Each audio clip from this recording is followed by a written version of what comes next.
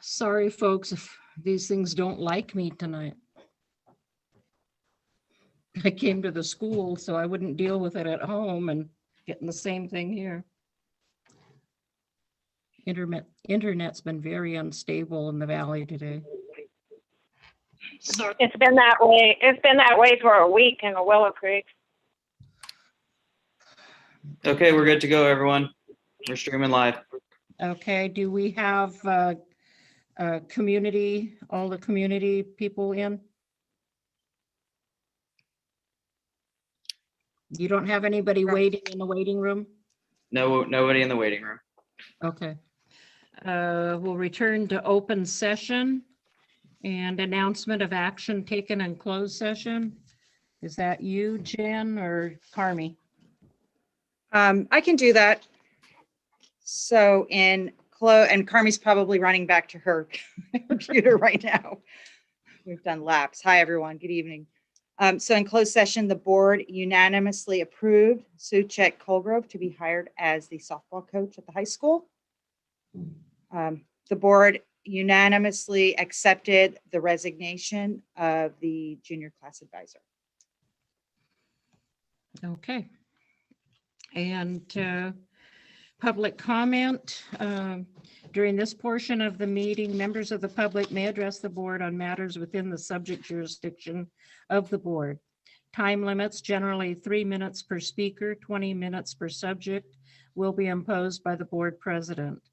The board president may rule on the appropriateness of a topic if the topic would be more suitably addressed at a later time. The president may indicate the time and place when it should be presented. The board shall not prohibit public criticism of its policies, procedures, programs, services, acts, or omissions as outlined in Government Code 54954.3. In addition, the board may not prohibit public criticism of district employees. Whenever a member of the public initiates specific complaints or charges against an employee, the board president shall inform the complainant that in order to protect the employee's rights to adequate notice before a hearing of such complaints and charges, and also to preserve the ability of the board to legally consider the complaints or charges in any subsequent evaluation of the employee, it is the policy of the board to hear such complaints or charges in closed session unless otherwise requested by the employee pursuant to Government Code 54957. The board president shall also encourage the complainant to file a complaint using the appropriate district complaint procedure. Were there any public comments on agenda items? Yes, Oh. I have the public comments on, I have public comments. I don't know that they're on agenda items. So they're not, there are none that are on agendized items. Okay. Public comment and communication on non-agenda items to include policies, Indian policies and procedures. Members of the public may address the board on matters not on the agenda if such matters are within the subject jurisdiction of the board. So we have public comment on non-agenda items. Yes, we have, and Yes. Carrie has them to read. Would you like me to share my screen so that we can have them displayed while she's reading them? Carrie, do you want me to put them up? Okay, Reading them is fine. sure. I'm going to start with Leslie Soho.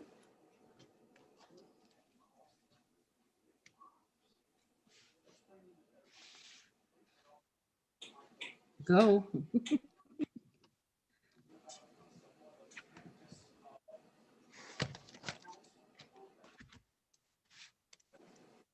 Okay.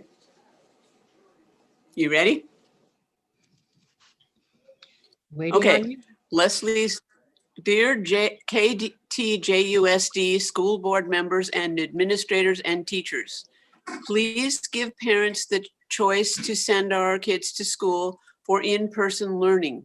Right now, we have no choice. Our kids are missing the importance of structure routine, real instruction, social interaction opportunities, physical education activities, a sense of community, and so much more. As a parent of 3 boys who require special education services, all of the above have seriously taken a toll on their well-being. We have no routine with academics, no learning opportunities with social interactions, as kids with autism need very much. They are burned out on Google Classroom Meets and have completely disengaged. My kids require one-on-one help to learn.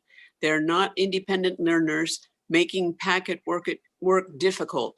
We as parents try, but we work as a teacher and an LP in the district, juggling our own classrooms and students' work responsibilities, packet work, and each kid's schedules is taking a toll on our entire family's mental health. More and more studies are coming out that the CDC has published that schools are not the super spreaders that you seem to fear. Teachers are not getting COVID from students.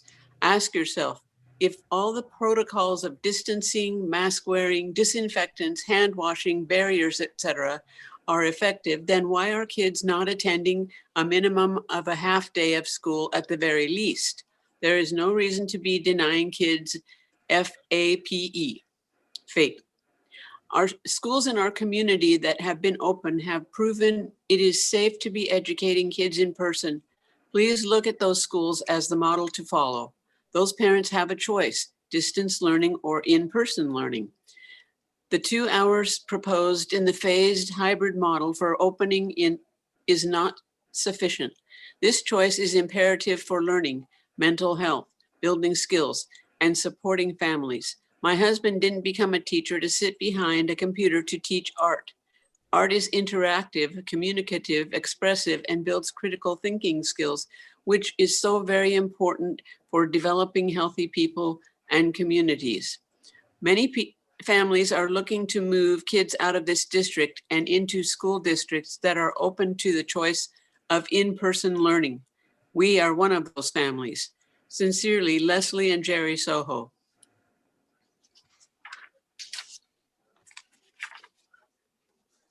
The next parent is Cherie Kimball. Cherie Kimball says, hello, my name is Cherie Kimball. I'm a single mom of 4 with 1 child not in the school district, a former student in the KTJUSD from 1st through 12th grade. In all my years of watching the district thrive and fall, this has been the worst of it.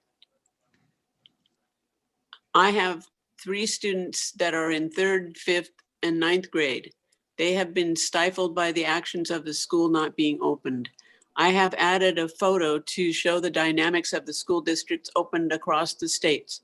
California seems to be dealing with more stuff than any other state. We have been on distance learning for a year almost, and our kids have learned jack squat. My internet is bad, and so we connect when we can to the live streaming of the classroom meets. Our neighboring county is even opened, and some of our own kids from the district had to go over there. That to me is insane because we interact with these people. Our school district needs to reopen. Our kids aren't getting the education it needs. I think that having the kids' temperature taken before they go to class is a good idea.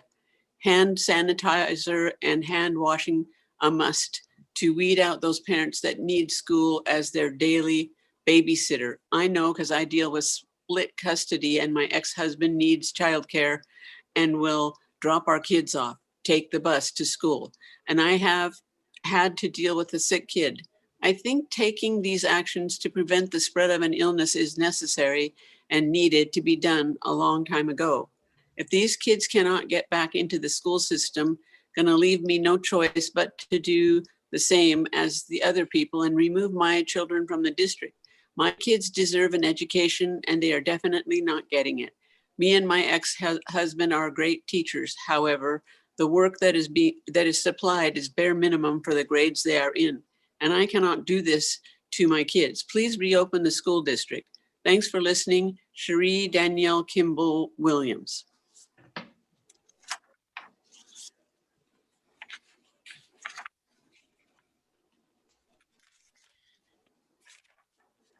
The next person is Brandy Fry. Dear board members of KTJUSD, I am writing this letter as a parent of 2 students who currently attend Trinity Valley, one being a 4th grader and the other an 8th grader. I would like to show my support and encourage the reopening of our district. While I do believe some students are thriving in the current distant learning situation, most are not. I have seen negative effects of this almost year-long school closure in not only my children, but their friends as well. There are many reports of children suffering from depression, anxiety, and suicidal thoughts as a direct result of not being able to attend school regularly. It is the responsibility of this district to provide our children with adequate educational opportunities, and for the last almost year, you have failed them. Expecting untrained and unpaid parents who are a lot of times already struggling to keep food on the table and a roof over their families' heads to also be teachers is unreasonable. I do not believe the best interest of the students is being held as the first priority here. I understand the many adjustments will have to be made in order to conduct in-person learning in a safe manner. However, I also believe we have had enough time to adjust and figure that out. Many other schools in California are operating safely and have shown that schools are not the super spreaders of COVID-19 they were believed they could be. I know many families who are considering moving out of the area or removing their children from this district if we do not reopen, my family included. I will be sending my children to a district that values the education of all children and puts the needs of the children above all else. As elected representatives and decision makers of our district, it is time you listen to the community you work for and not just the few naysayers who are not thinking of the well-being and education of the students. It's understandable that there will be parents who do not want their children doing in-person learning. They should have that choice, as should the parents who wish to have their children attending in-person instruction. Thank you for making the needs of the children your utmost priority when making the decision to open our schools. Sincerely, Brandy Fry.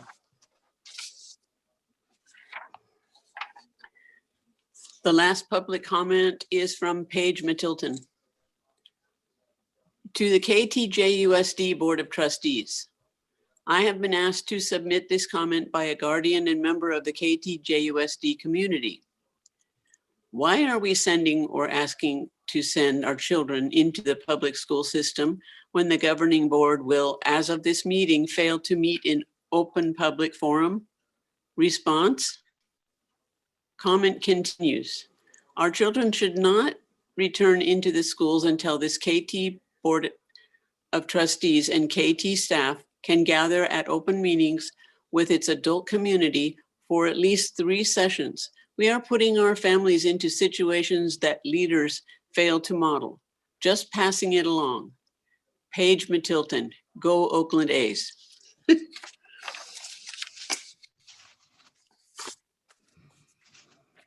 Okay, so that, That is the final comment. okay, thank you, Carrie. Okay, district reports, employee group reports, Klamath Trinity Teachers Association. Hi, I'm wondering if I can share my screen. I just wanted to share Google form results to kind of lead my conversation. You can go ahead and share. Okay, awesome, thank you. So I just wanted to kind of give a brief look at where we're at in bargaining and different things as an update of our report. And one of the things that is leading our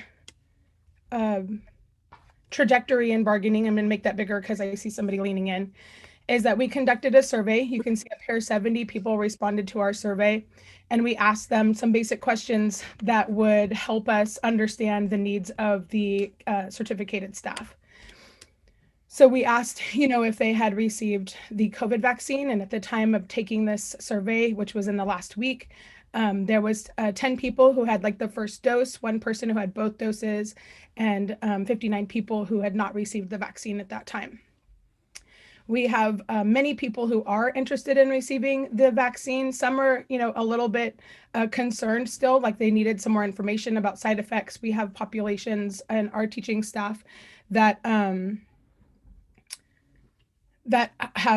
with child, that are pregnant. Congratulations. And also survivors of serious health concerns or health past health things happening. And so they just don't know how the vaccine will interact with those things, and they'd like more information. A lot of people are interested in testing for COVID at the wellness center. So we look forward to seeing if that service can be made available. And there's lots of people who would go weekly, bi-weekly, and monthly for testing. This was kind of an important question that we thought, like, would receiving the vaccine eliminate your concerns with returning back to campus for in-person instruction? And a good percentage of people felt that would alleviate their concerns. Some people, are no, that is still a big chunk of our staff, and some that were maybe. And then all of these tiny little different colors give more details about their concerns, but most of them are kind of lumped into the no category. This particular question was asking if people had concerns about childcare during their contractual workday, because as you know, many of our teaching staff have children, and the majority of childcare responsibilities fall statistically with women, and disproportionately women of color. And that, you all probably are aware of the statistics that have shown that women and women of color have actually had to leave their jobs to take care of their families during COVID. And so we do want to make sure that we're not losing any staff as a result of their childcare needs. We do have 23 people that say, no, childcare is not an issue. We have, it says, I read that wrong, my bad. We have 8 people that says they do have reliable childcare. 23 people say that they do not have reliable childcare, and 33 people who answered the survey said that they don't have childcare needs. So that is still a pretty big chunk of our teaching staff that have childcare concerns. Where does my child go if I'm asked to come back to school and there's no programs available? Or people, and as you know too, a lot of our teaching staff who live in Hoopa, from Hoopa, that sort of thing, are in our area.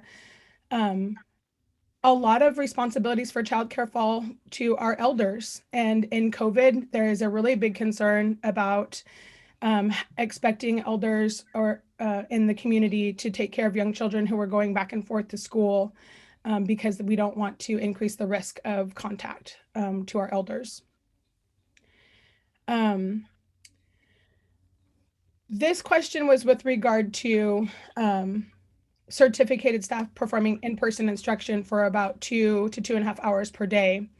That one of the things that we're trying to really make certain that we think would be helpful to people with childcare needs is that when we come back to in-person instruction in a hybrid model and asked to deliver those in-person hours, that the distance learning portion of the day can still be done at home, as we are kind of allowed to do it now, if that is a need, right? So we understand that there'll be like a requirement to come to school like 30 minutes before the instructional day, as it's stated in our CBA, as we've done for all of the years. But that once the in-person piece is complete, that if there's children at home that they need to go attend to, that, they can talk to their administrator about their needs to go home and be with their children until maybe somebody else gets off work, and can support childcare, and kind of do that kind of on and off support for one another to get the job needs met.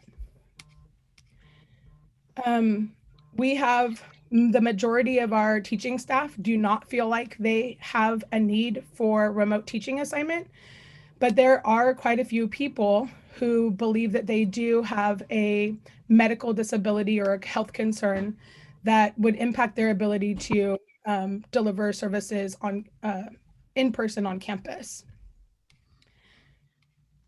This question says, do you need a remote teaching assignment because of a member of your household has a medical disability or concern? And again, the majority of our teaching staff do not have a member of their household who has a medical concern, but there are quite a few people that do. And we have to be mindful of those needs. Do you have the ability to work remotely if you were placed in quarantine and not sick? And so the majority of our teaching staff feel like they can fulfill distance learning portion of their teaching assignment from home because they have stable internet. But there is about, 12.9% of people who are admitting, like, actually, I do have some internet concerns at home, and that might not be something that I can do. So that's good data for us to have. This one basically says, like, are you in a position to help people, like, make copies? If people were placed in quarantine, can we get a sense of, like, how much support is there just among the teaching staff alone? And again, quite a few people responded that they would be able to support their colleagues if colleagues were placed in quarantine. These were really interesting questions because people who are on campuses can see what's going on as opposed to people who are not on campuses. And so this question is about, do you have concerns with implementation of safety protocols on your campus? And we do have 33 people out of 70 say that they are concerned about the implementation of safety protocols. The next question says, do you feel your campus, your facility is prepared for hybrid or instruction or in-person instruction, signage, furniture, cleaning, flow of traffic, etc.? And 29 people are looking at campuses and feeling like, these campuses aren't ready either, so that there's some work to do there. And this one says, do you feel staff are prepared for in-person instruction? Like they know that they've received training. There's been discussions on their campuses, like what are the expectations, what to do with children who have COVID, etc. And again, like 33 people out of 70, almost half of people don't feel like that they've been given the lay of the land. How is this going to work? How are we implementing in-person instruction?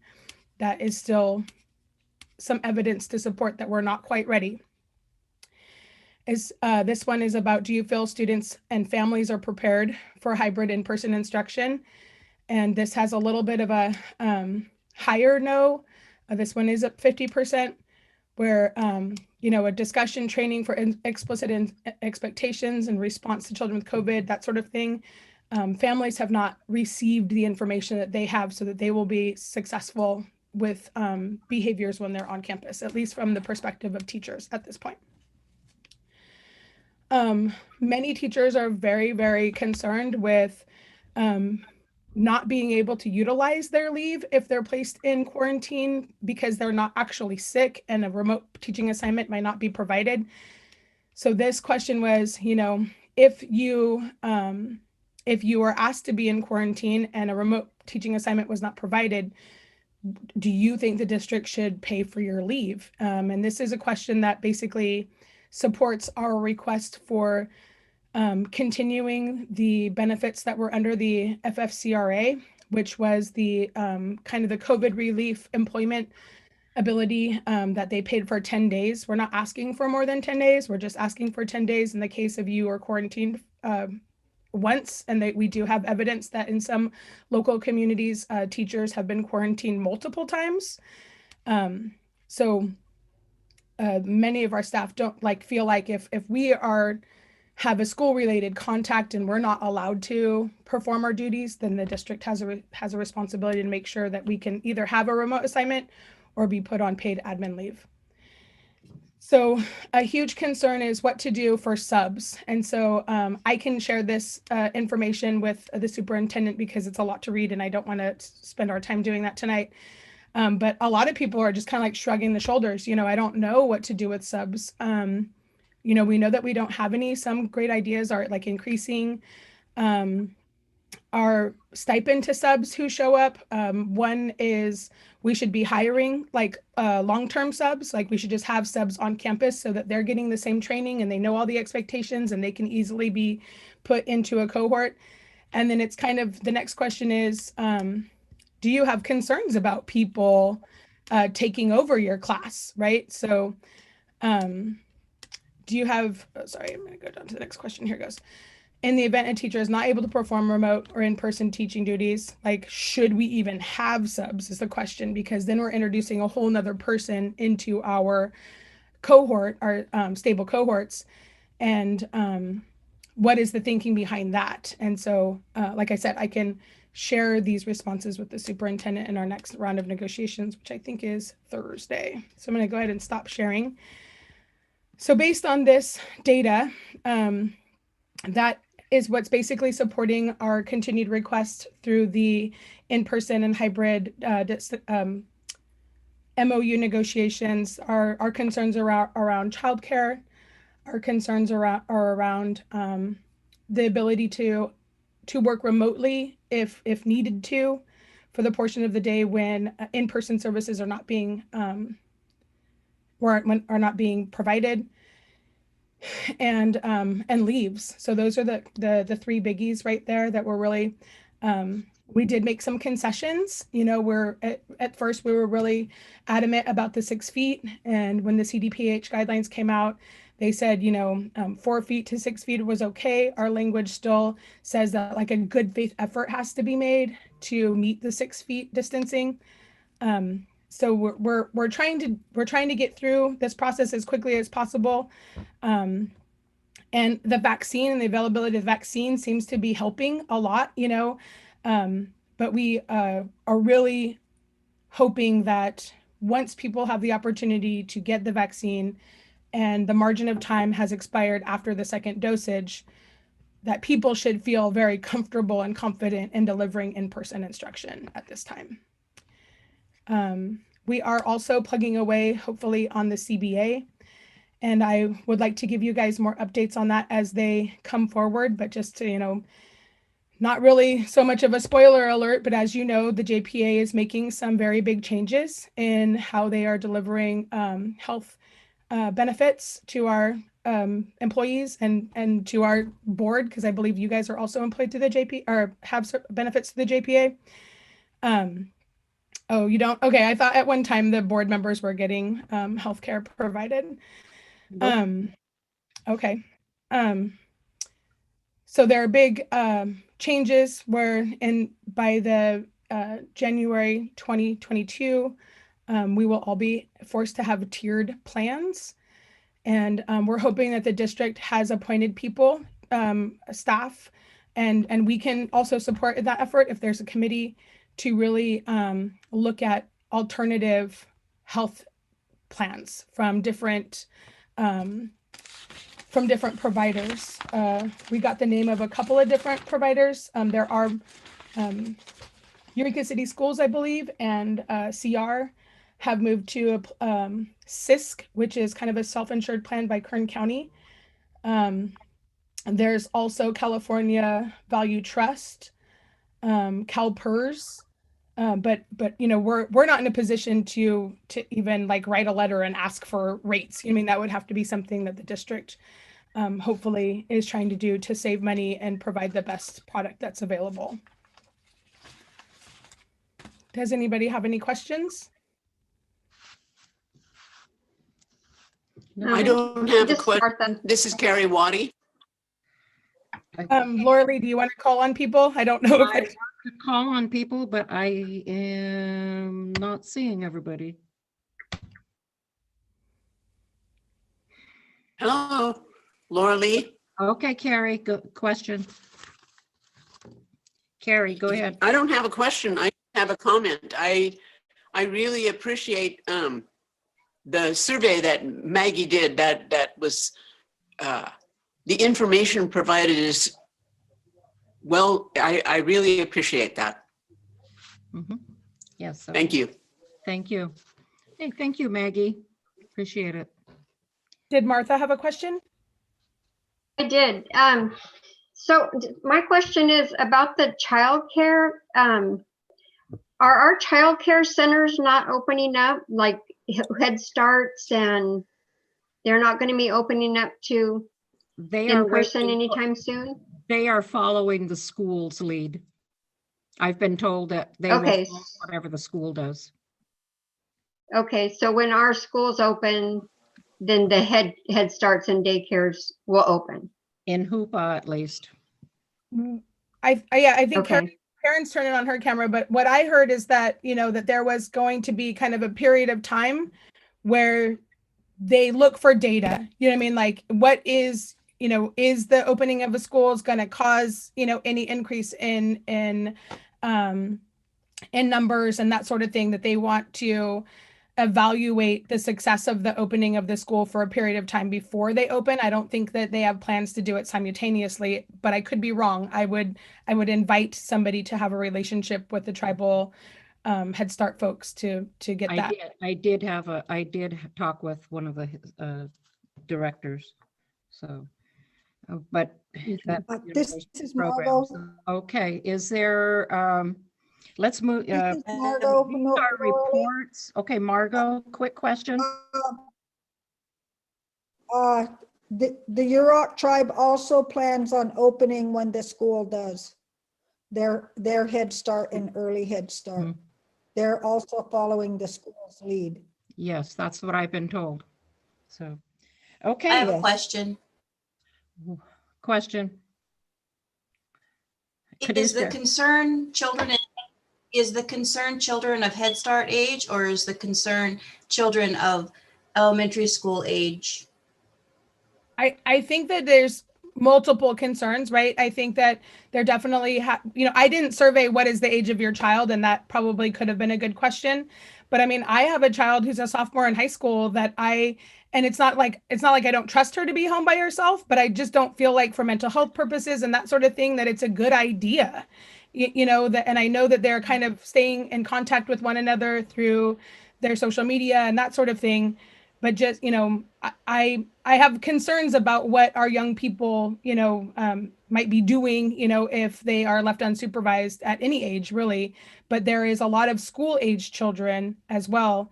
What we've proposed is that, perhaps, as long as an employee has discussed, a plan with their administrator, and that they can demonstrate that they can meet their job duties while having their child on campus, under their supervision.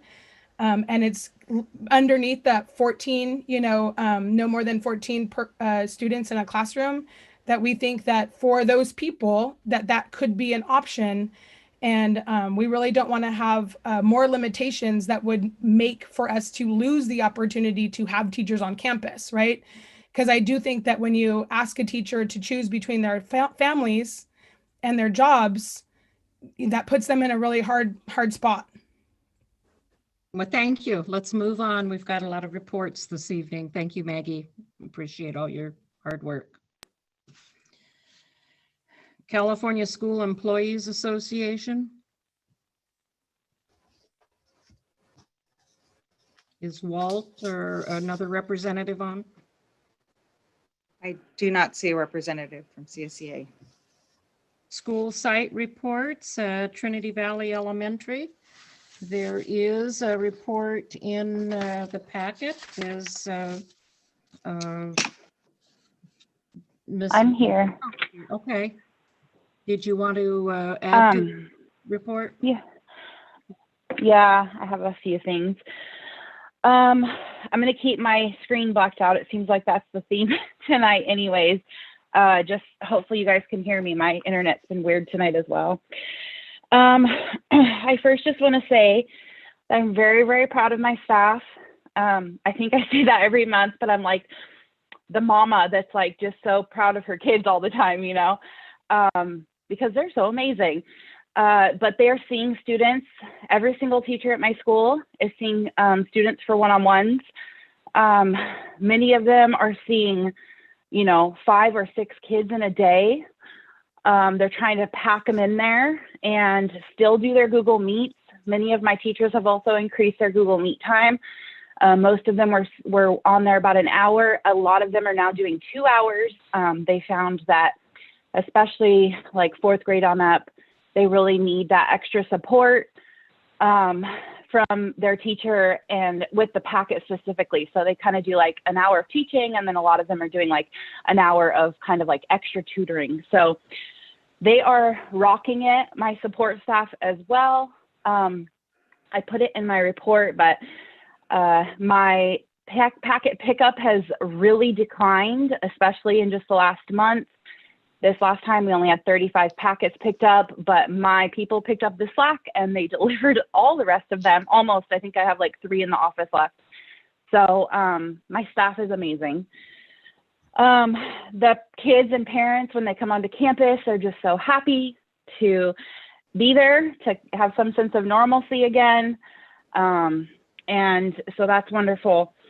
I do think that, you know, our parents are really grateful that we've taken the first step in moving into the direction of like reopening schools, and they're grateful for that 1 appointment a week. But I also feel like it's my duty to convey parent concerns to the superintendent and the board. And I don't know what the turning point was, but about 4 weeks ago, I just really started having a lot of parents reaching out to me. And this last month, parents are just wanting to talk to me kind of constantly, with a lot of concerns about school not being in session. And I know you heard that in a few of the letters tonight. Some parents I feel like are a little intimidated to speak to like a school board or to write a letter. And so I feel like they're depending on me to share their concerns with you. And so I just feel like I needed to do that tonight. Many of them are concerned about academics, even though our teachers are doing their best and a lot of the students are doing their best. They feel like it's just not enough, which I'm sure we all feel like that. But more importantly, I would say the big concern is mental health right now. We have a lot of students in our district that are not in a good place. And it's kind of scary, actually.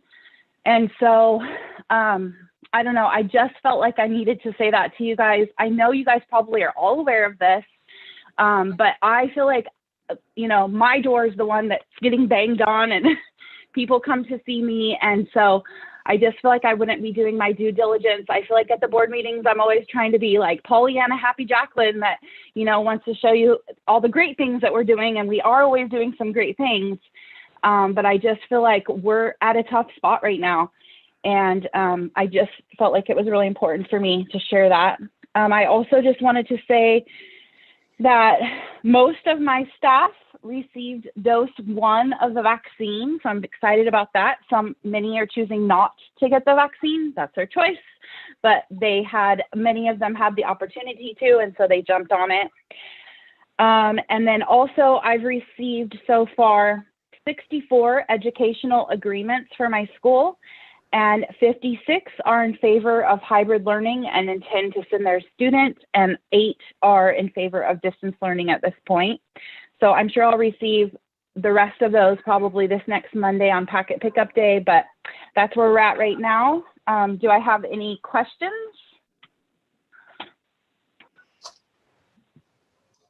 No, I commend your teachers and staff and your interaction with the parents. So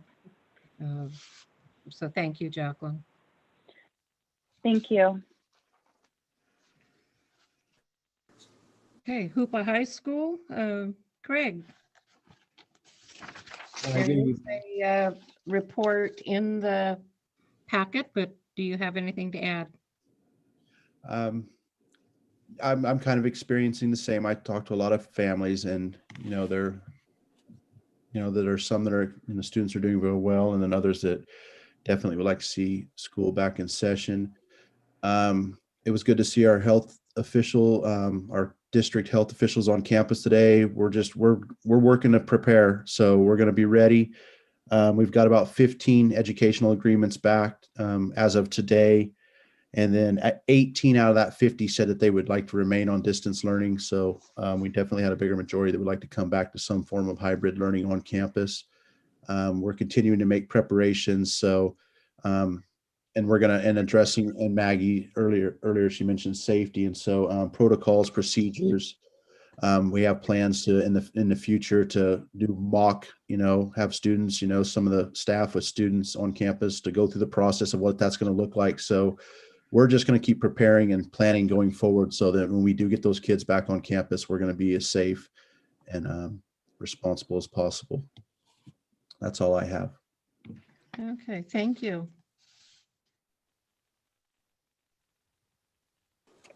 Hoopa Elementary School.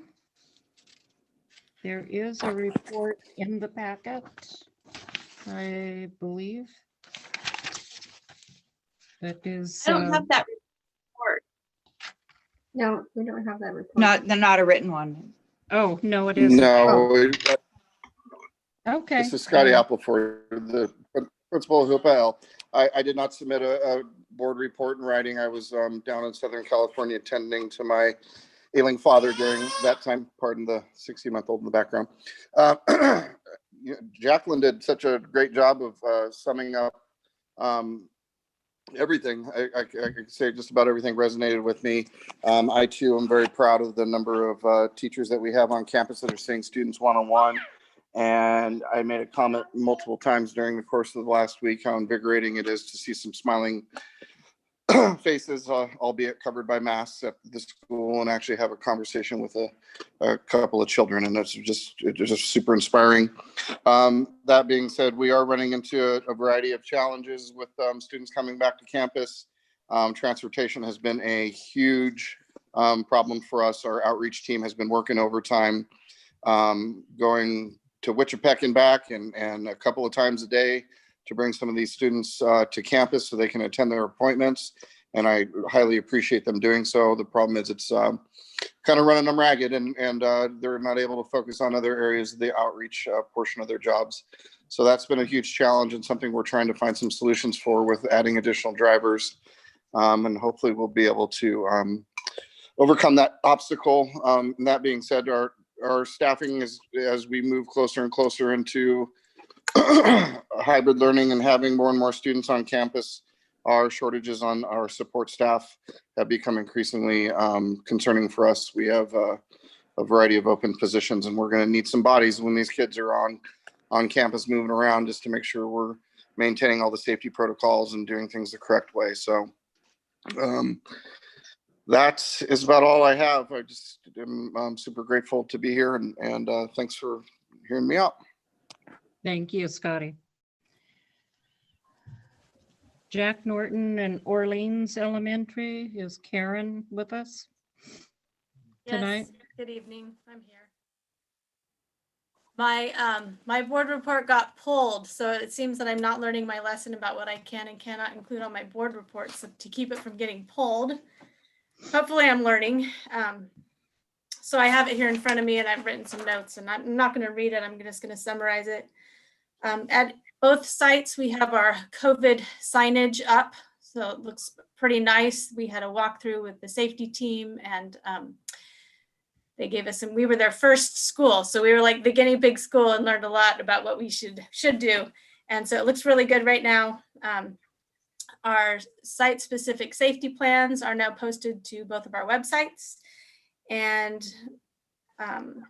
all of the teachers are meeting with students one-on-one. And we're excited to have students back on campus. It is making a difference for a lot of our kids.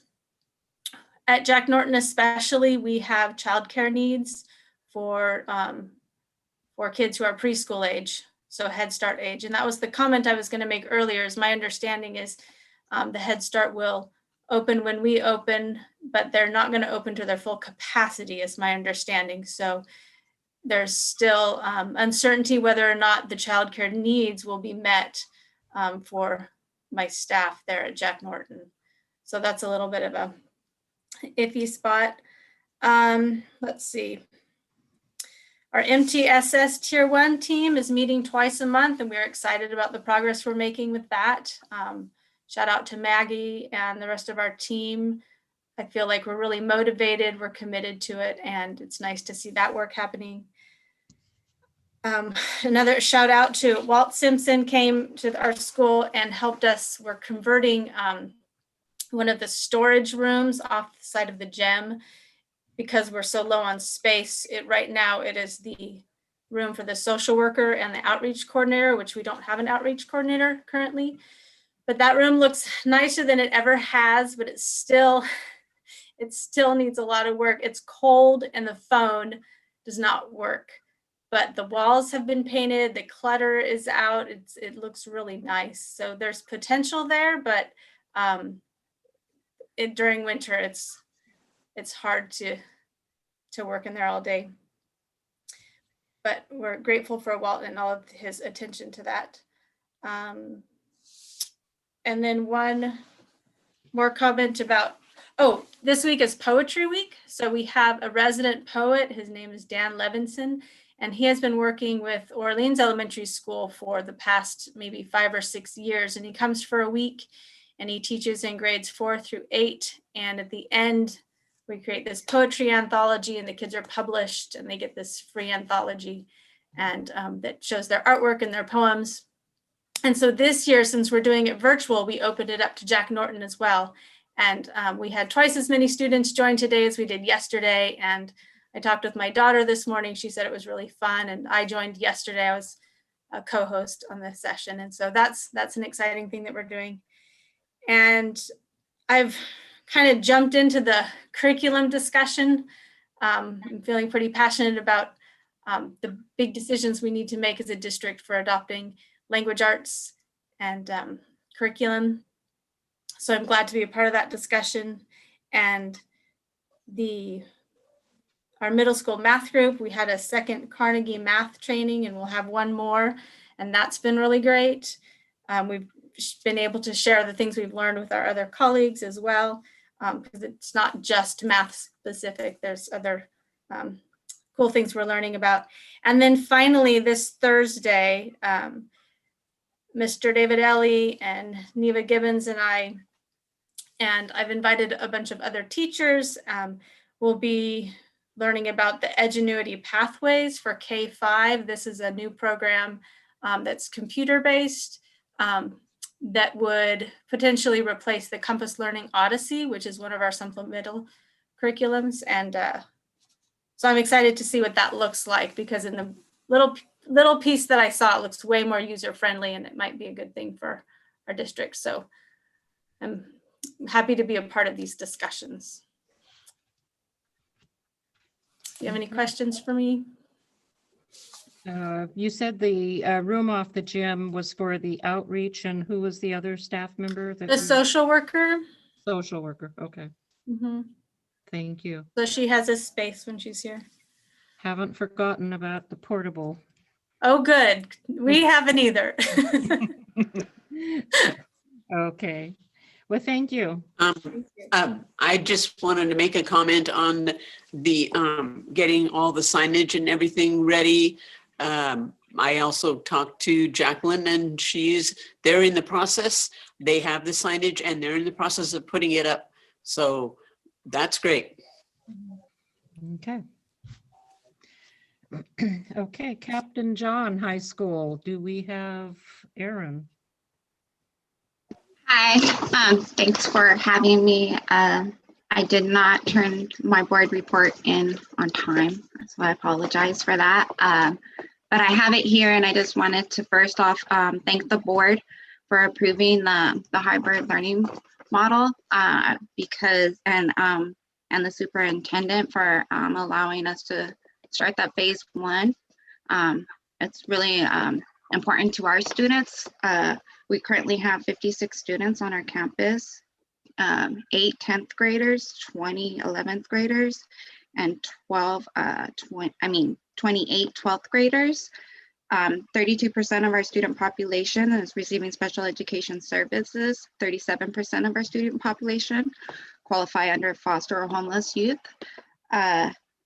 We have 8 students who are currently in the TPP workability program.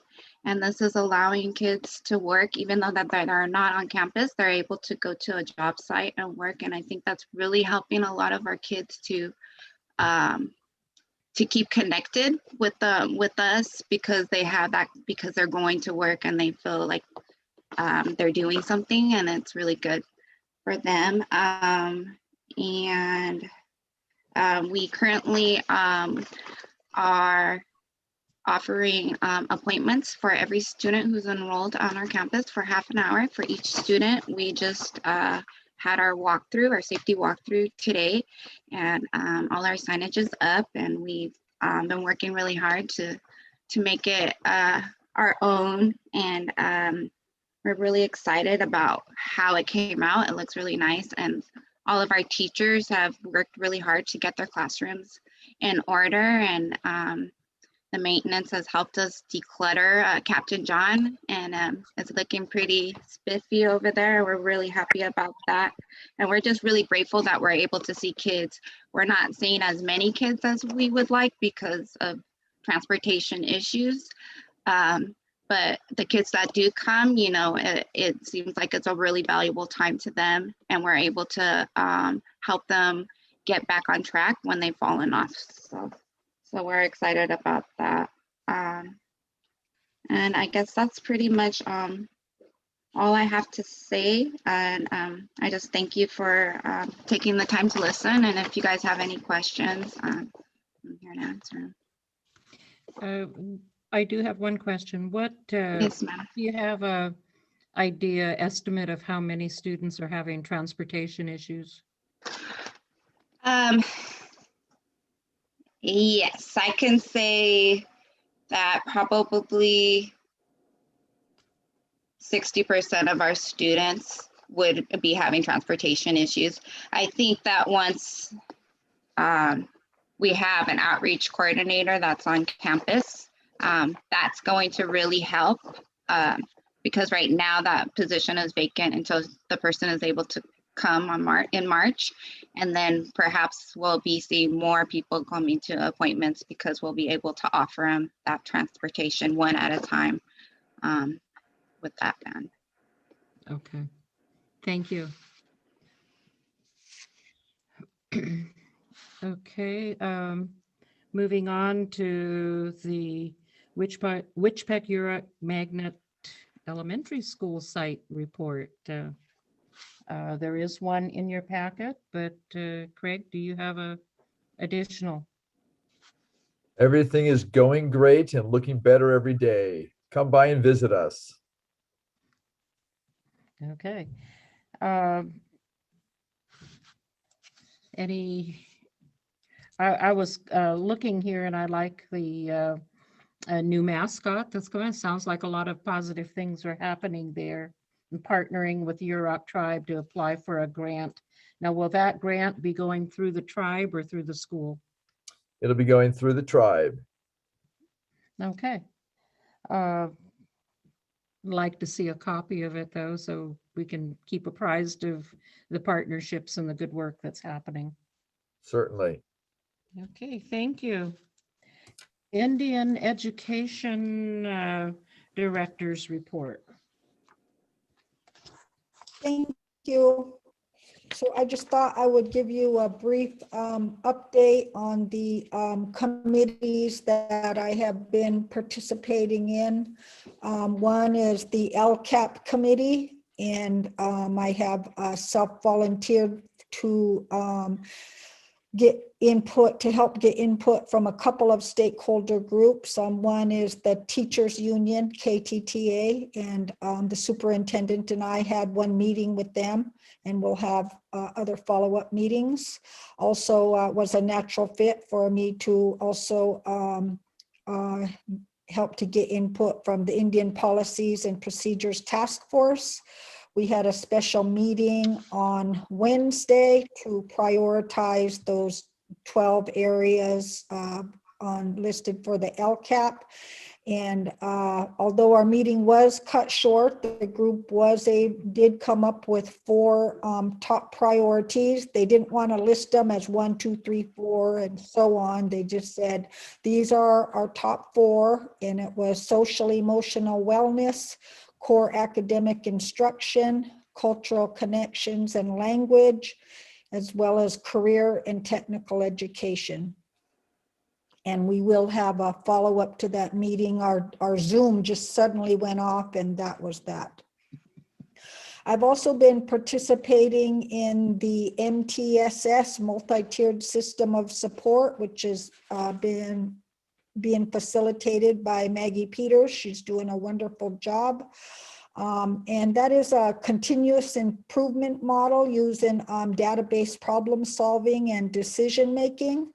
So far, we have just been spent a good amount of time of identifying where we're at on a whole bunch of different areas. So we know where we're starting from. We have a base, and then we will move on from there. I think it's going to be a really great model to move us forward in improving our student outcomes. And then finally, I've been also part of the literacy intervention team. And that has been really, really eye-opening. One of the things that I feel like one of the crucial things that I have learned is the two styles of teaching kids to read. One is whole language, which I believe our district has been using for like 25 years. And that model of teaching reading leaves about 60% of students way below grade level. And the other way of teaching reading is with phonics, where you're teaching the students decoding skills and how to sound out the words. And with that method of teaching reading, nearly every kid learns how to read. And so I am just a huge proponent and strongly urge the district that when it comes time to adopt a new language arts, that it be based heavily on phonics in those primary grades. And so that concludes my report, unless anybody has questions. I have a statement. Go ahead, Carrie. Yes. My statement is that a good reading program needs to include whole language and phonics, both of those. They're very important. Phonics is the mainstay. Whole language includes the language that the kids come with, and it's just, you need to do both. And so when we're adopting a new reading system, we need to have one that has both as part of the components, and the one that's being piloted or looked at right now has the phonics as a basis. It isn't the main, it's the base is the extra part of the program that is included if you purchase it, which it needs to be part of the program. I feel like it needs to be the base of the program. When we look back 20, 30 years of reading skills and language arts scores that our kids are scoring, we are doing something very wrong. And I think it's time to change course. Margot, maybe some people weren't teaching phonics, but when I was teaching, most of the teachers in the primary grades were teaching phonics. Okay. And that was I retired in 2007.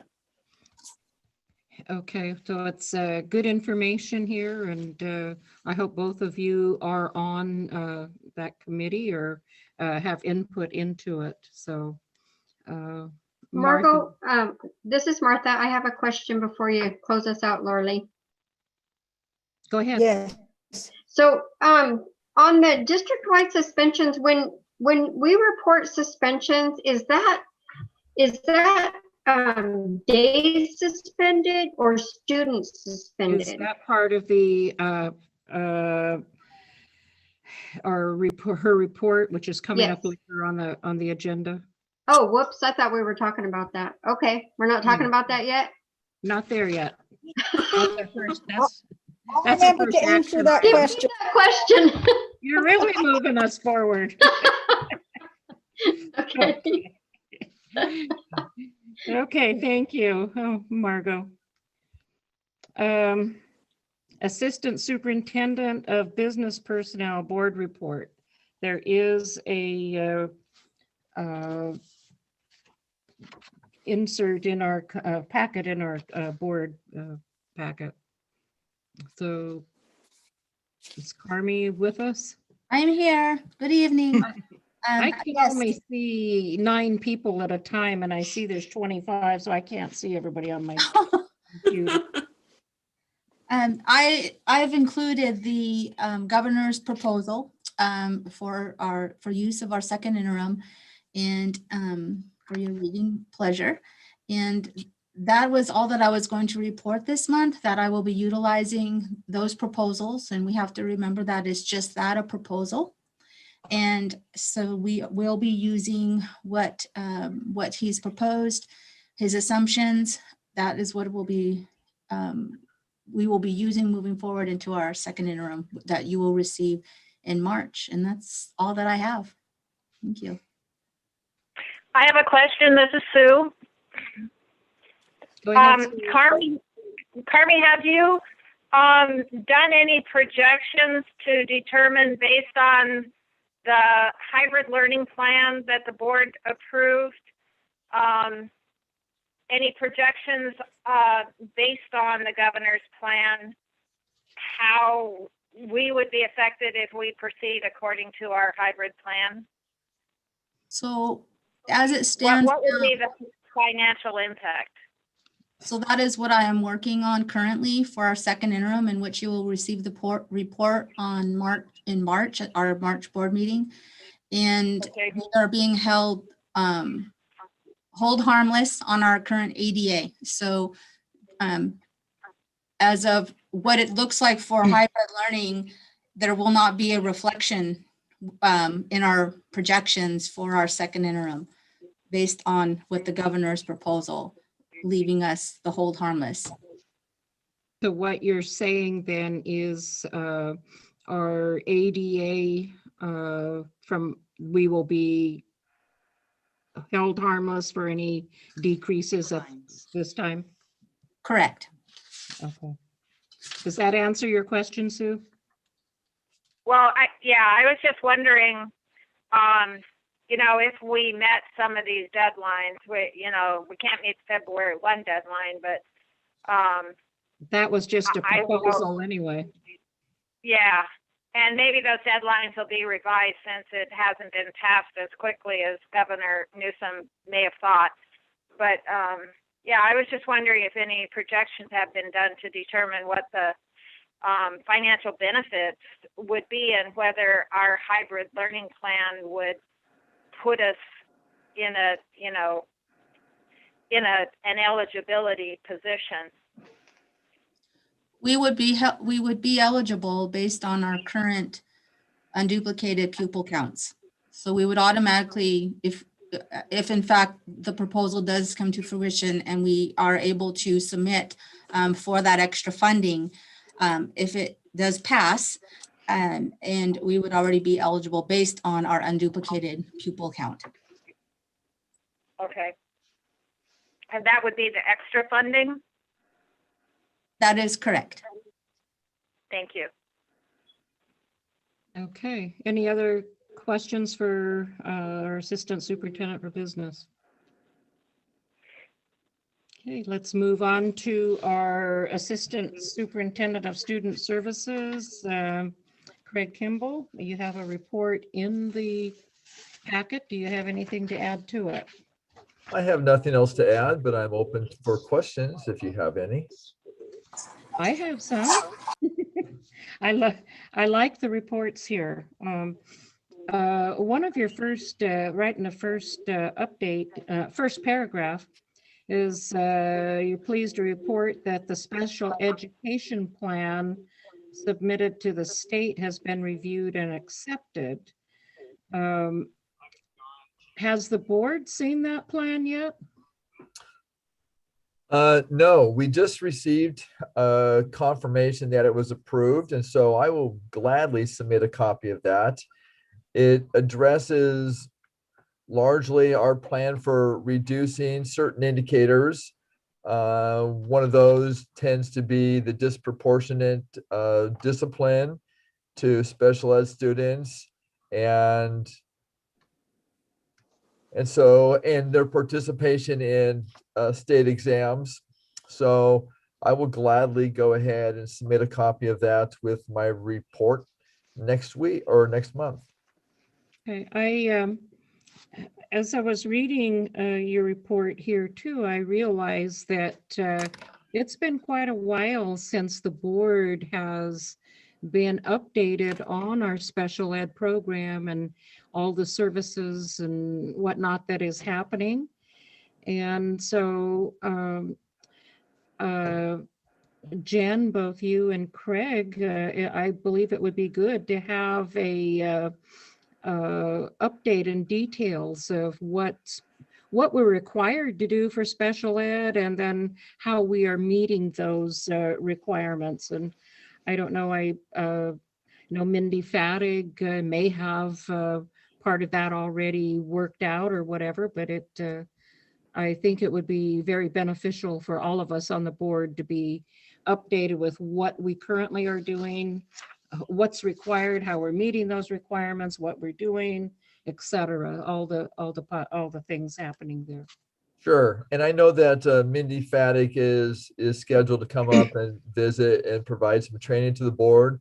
But I think there's a lot of value in what you're saying because she will probably cover more of what the state expects.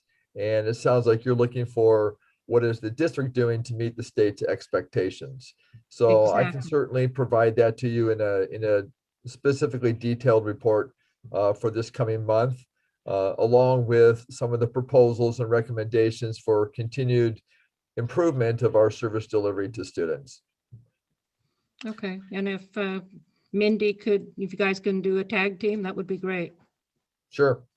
Okay, thank And you. we had, Craig, you must be a mind reader. Craig and I had already talked about trying to do possibly scheduling a special, like a study session, depending on how extensive her part of it was. So we're kind of right on track with that.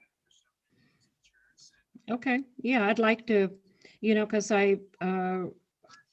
you say they accepted it, were there thing, so what is this, how does it all work? For all of us to be up to speed on that. Sure. Okay.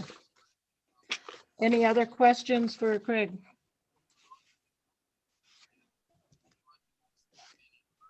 Okay, I can only see half a screen. Superintendent's report, the LCAP update. Okay. Hi, everyone. I'm going to get to the LCAP towards the end. Margot covered some, we have a lot of overlap, and both actually Craig and Carmi covered a lot of the things that I'm involved with, of course, because we work as a team. And my first part I wanted to talk about was the leadership team, in particular, the group that is working with the California Rural Leadership Academy, working through the Studer group. There are a number of school districts that are in a consortium focusing on educational excellence. So our district leadership team that is attending those trainings is our classified management team. And of course, the district leadership team encompasses the classified management and then the certificated administrators as well. But that one element, we had a 3-hour training last week, and it really, there's just a lot of discussions about aligning the organization. It's excellent.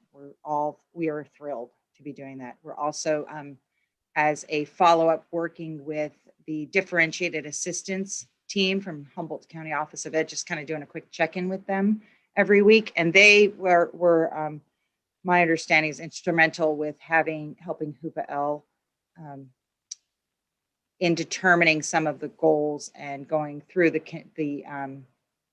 continuous improvement cycle. So we're kind of spreading that out across the district because the differentiated assistance is a service that the county office provides to the district. And so kind of the model was done at Hoopa Elementary, and it was done really well. And so we're trying to scale that out to the entire district. So they're kind of, we're taking their lead. The other leadership component, we also call it the district leadership team. So I'm trying to think of a different word, is the MTSS leadership group, which is comprised of certificated, classified managers, administrators, and non-Klamath Trinity employees. So the district leadership team really does focus on the three components of MTSS and aligning the system to support students' academic, social, emotional, and behavioral needs. The focus out at the sites is really, I would say, probably the impact most directly to the school sites is the positive behavior component. And Margot had talked about, Maggie leads the teams. And I think what's really happening is there's a lot of capacity building. So she's working on leading the teams, and they are taking on extra meetings so that they can kind of have that self-sufficiency. So she's really guiding the discussions and then leading them to some work sessions. And that's been really positive. And we're really trying to focus on providing positive behavioral guidance for when students and families are returning to campus, so that it is something that is a taught norm. This is how you return to campus. So I think that's really been their focus. My next point is just to give you, a quick labor relations update. So the district is in negotiations with CSEA toward a successor agreement for their collective bargaining agreement. The district and CSEA settled the MOU for working during the conditions of COVID. That happened in August. The district is in negotiations with KTTA, the certificated union, working towards a successor agreement for the collective bargaining agreement. The district is in negotiations with KTTA on the MOU for hybrid learning. We've had 7 negotiation sessions totaling 17 hours. We've been meeting since November. And we have another session scheduled for this week. So every time we meet, we're closer to an agreement. In terms of health and safety, that again is another, ever-changing landscape. Right before we started this meeting, I was able to send out a communication from Superintendent Hartley saying that the next vaccination clinic is available to all educators. That was really exciting because there was a tiered approach from public health. They were saying, hey, this is for people doing in-person learning only. So it was this very restrictive list. We were able to send out several communications. We know that a lot of folks a week ago were able to sign up for vaccines. This one that I sent out today is much less, it's open to everybody. The limiting factor overall has just been doses of vaccines, but it sounds like they, come, and this is consistent with what Dr. Hoffman had said in terms of expecting that all educators, all 3,000, would have an opportunity to make an appointment by February 12th. Additionally, Kamau reached out to us and said, hey, if you have, this was before there was widespread availability. So we sent out a communication last week that if employees of the district who are Kamau patients also could make appointments there. So they also did not require, they had it was just the requirements were being a patient and being staff. So that was also an open invitation. So we're trying to get people, push out that message so people can get vaccinations if that's what they're choosing to do. So today, that was really exciting that we kind of hit that tipping point where vaccinations are available for all educators. We're still in the purple designation, but in terms of the numbers, there's criteria for opening schools within the purple range. There's the purple and kind of the deep purple. So as of today, we have a 5.2 positivity rate and 16.9 cases per 100,000. That's the adjusted case rate. I can't really explain the difference between that and the new cases per day. So we are still in the purple, but within the public health, we're still under the threshold from which we would not be able to do, we're not restricted from the activities that we're currently offering right now. And when we talk about the continuum of in-person offerings, a lot of times, you know, I've had this discussion with other superintendents, like, what is opening school? What does that mean? So what we have proposed through the phases of hybrid learning really isn't qualifying as like a school opening. It's a school opening would be, you're not doing hybrid learning, you're doing like, you know, full opening. So our even most, the offering that we have in our, you know, final phase is still cohorts and very small. So that's still under the cohort guidance. So it's still a very restrictive model of an in-person offering. So what we have currently starting tomorrow, hybrid learning is a continuing one-on-ones, most of it, which was happening anyway under distance learning. So now we kind of increase that a little bit. So there's a continuum of the in-person offerings. One of the things that you did hear from our staff is that transportation is a concern. Our proposal does not include offering transportation until the board approves going into phase 3. So a widespread, but school bus transportation. We are still, you know, making things work on an individual basis. We have a lot of educational agreements that are starting to come back. That's how we will build that plan. That'll be really, you know, that information is kind of the tipping point of setting the cohorts up and then the small groups. And we're looking to have the cohorts, which is like down the road, have those built and build the pods at the same time for phase 2. So there were a couple of comments about one of the best things to be talking about, and that's instruction. That's really kind of a joy because we've been really, you know, we've been kind of, I mean, months and months and months of health and safety, hand washing, hand sanitizer, masks, space, plexiglass, and now talking about teaching.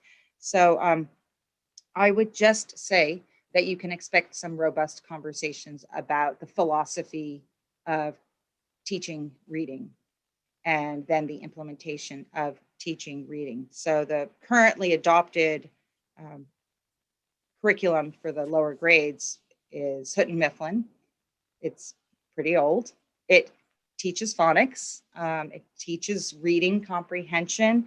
I'm really excited that we're going to see our staff diving into these conversations and I bet some debates about teaching of reading. So I have talked to some staff about setting up a roundtable, about having an early literacy roundtable so that we can have these discussions, because Hoopa Elementary is going into a deep dive into the early literacy initiative. And it's something that we should have consistency on across the district. So stay tuned for that. And we do have people that are going to trainings over President's Week as well into the early literacy. So they'll have a lot more information. The other part about instruction is that I sent out a survey yesterday about childcare needs. It is, you know, Maggie was able to provide a lot of data for the teachers and the childcare needs, which we all know that is a need. And it was really good to see some really specific information that she provided.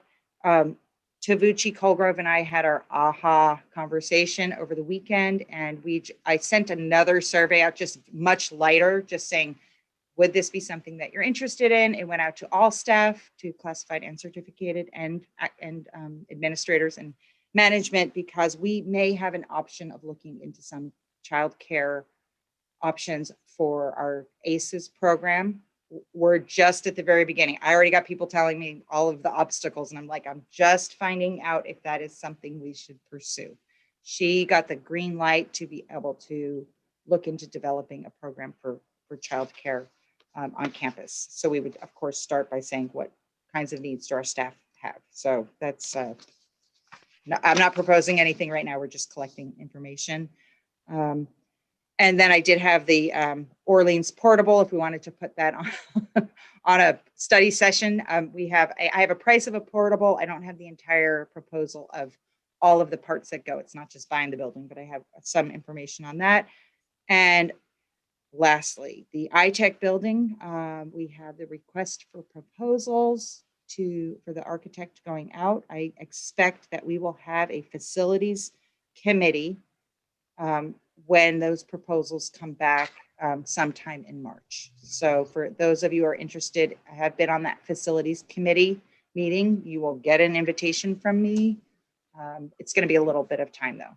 I've had a couple of meetings with Shin about getting that ball rolling.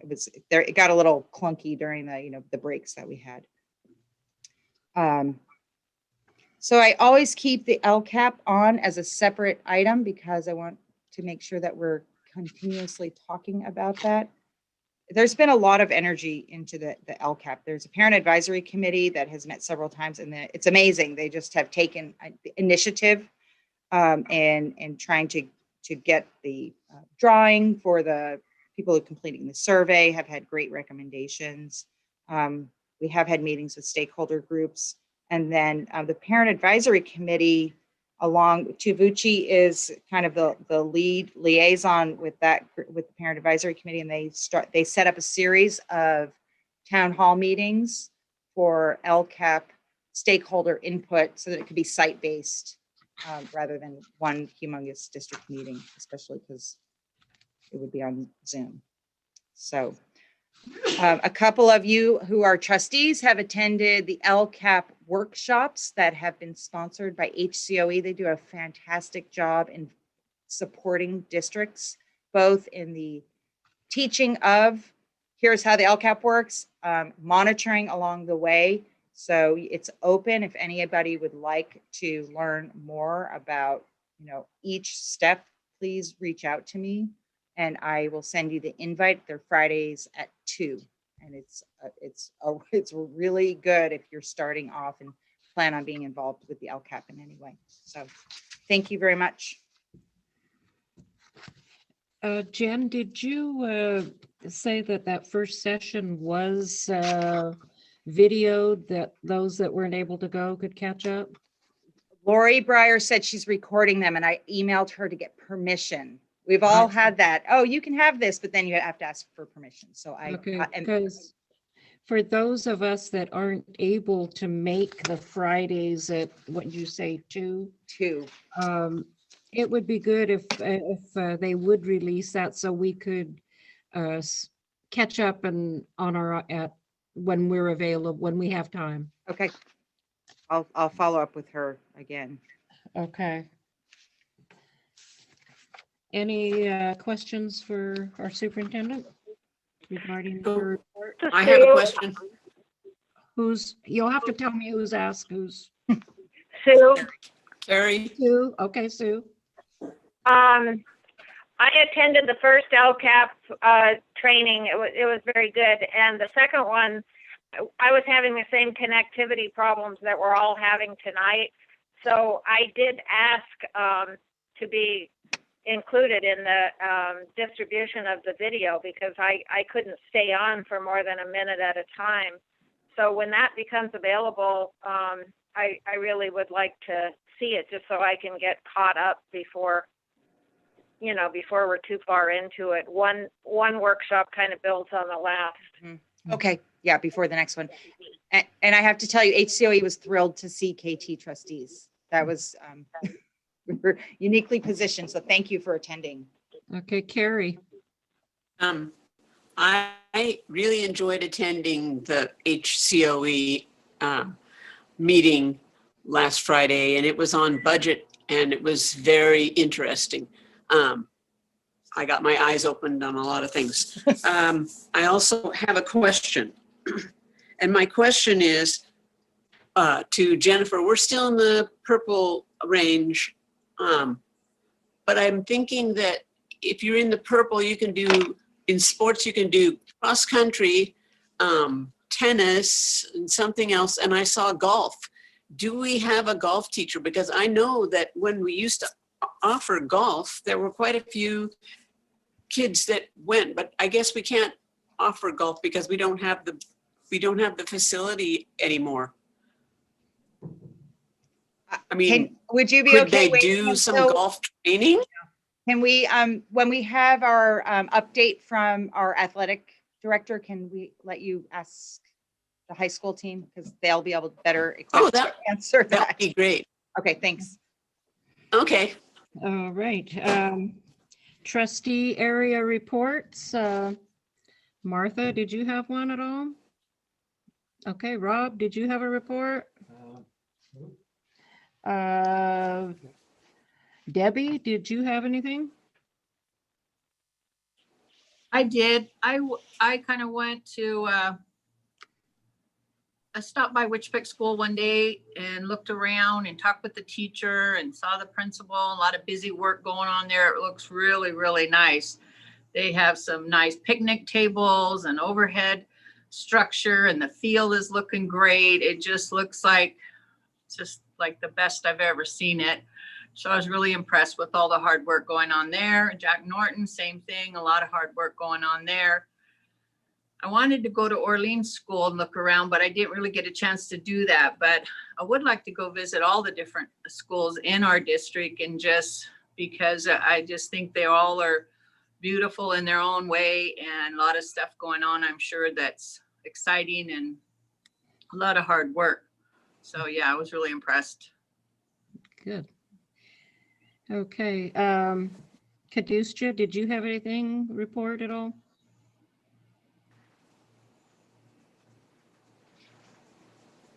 Frozen on my screen. No. So no, okay. Carrie, did you have anything to report?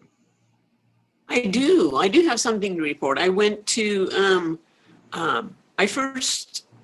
there was a PTO meeting and I was going to go to it, but I saw Sue Bursell was going to go to it. So I thought, well, I would stay out of that one and let her go. And I don't know if that happened, but I also, before the PTO meeting, I saw that there was an art project that was possible to do. And at their former PTO meeting, they had mentioned that it would be fun to have some art projects for the kids to do for Valentine's Day and whatever. And so I sent that on to the PTO. And I also went to Trinity Valley School today to pick up something. And I had a nice long meeting with the principal, Jacqueline, and I got to view the PPO signage that their school had ordered from a company, and it looks wonderful. I mean, and they were in the process of not only having that signage put up, but they're also painting their 6-foot things on. They're in the process of doing the painting right now for their students to follow. And they decided to do some painting instead of ordering stuff that was stuck down because they didn't know how long it was going to last. But anyway, that was really nice. I really enjoyed seeing that. Okay, thank you. They have a little mascot on some of their signage that is the Mustang mascot, and it's a really cute kind of cartoonish one. Okay. Sue, did you have anything to report?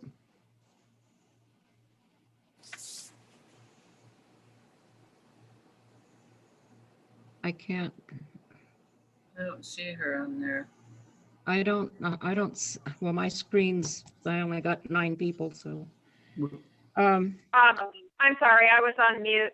I just wanted to thank Jacqueline for getting me into the meeting by phone because my internet has been very in and out. So thank you. Okay. Yeah, the internet's been an issue. Okay, for my report, one of the things that I would like to have the board do is to be familiar with our board policies. Now, the 900s deal with the governance of the district. So I just picked one here, and this is bylaw 9005B. And it says the Board of Trustees believes that its primary responsibility is to act in the best interest of every student in the district. The board also has major commitments to parents, guardians, all members of the community, employees, the state of California, laws pertaining to public education, and established policies of the district. To maximize board effectiveness and public confidence in district governance, Board members are expected to govern responsibly and to hold themselves to the highest standards of ethical conduct. Okay, so that's my one professor teaching for the day. So I will be bringing periodically different board policies that I think we need to keep up on, but our primary responsibility is for every student in the district. Okay, let's move on. Consent agenda. Do I have a motion to approve?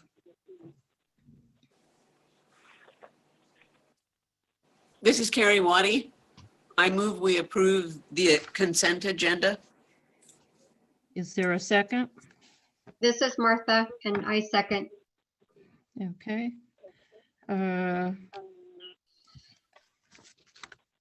Is there going to be discussion? It was not separated in the consent of when we approved the agenda.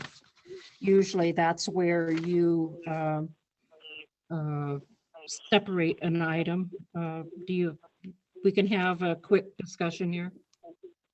I don't really know where it goes, but we discussed briefly at the last meeting that warrants exceeding $5,000 were supposed to be separately considered. And there continues to be a number of warrants exceeding that amount in the consent agenda. Are you talking about our working session, the board's working session with the board protocols? No, I'm talking about in the last meeting.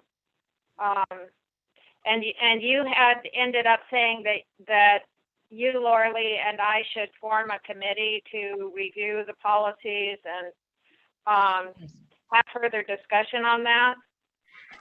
But I did call you and said that we did have policies in place. And then we got off on another topic. So I have forwarded those policies on to Fred for inclusion in our new board protocol handbook. So it's not, it is not in our current policies yet. the policies that are posted on the website aren't our current policies? Yes, they are. Well, one of those is the one that I'm talking about on the amount of warrants that can be approved without individual consideration.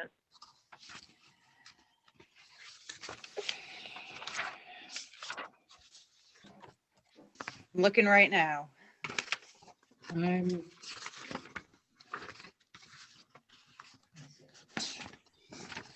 And which policy are you referring to that says 5,000?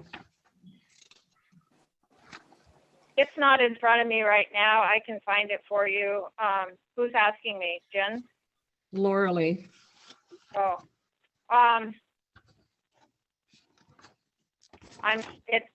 it was in a section on approval of expenditures and the commercial. Yeah, commercial warrants. Okay.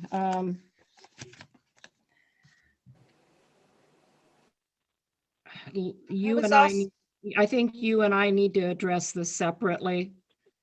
So I will call you tomorrow. Okay. And we'll stick on topic this time. Okay. I have a meeting at Hoopa Higher Ed at 1, just so you know. Okay, I'll keep that in mind. What time will you be home? I don't know, but if you want to call, I'll leave the house about 12:30. So if you want to call about 11, that would be good. Okay, I will. Okay. Okay, any other discussion? Usually the consent agenda has zero discussion unless it's an item has been pulled for discussion. So let me do the vote here. I gotta find my names again. Okay, so all in favor of can't do that. We have to do Nope. roll call. Not Okay, Rob Wild, good old days. Yes, aye. aye, okay. Debbie Myers. This is approval of the consent agenda. Debbie, You're Or- muted. I'm sorry. Can we give it a thumbs up? Yes. you can't give me a thumbs up because I only have Okay. 9 people on my All right. screen. Yes. Yes. I was muted. I'm sorry. Okay. Kadusha, Yeah. Yeah. Martha, Aye. Terry, Aye. Sue, Yes. Lauralee, yes, so unanimous. Okay, we will move into the action items. And the first action item is the impact aid report to tribes.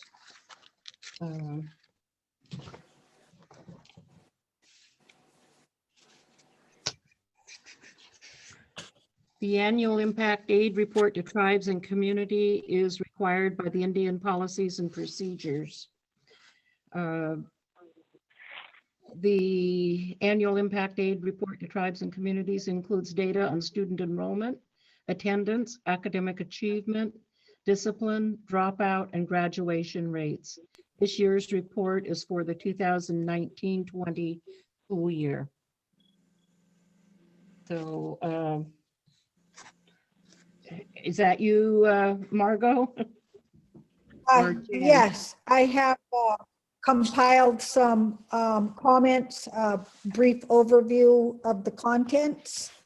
So enrollment in 2019-20 was 1,011 students, a decrease of 8 students from the previous year. 88% of the enrollment was Native American student. That's district-wide. Attendance was 90% district-wide, a significant increase of 4% over the previous year. Dropouts went from 5 in 2018-19 to 0 in 2019-20.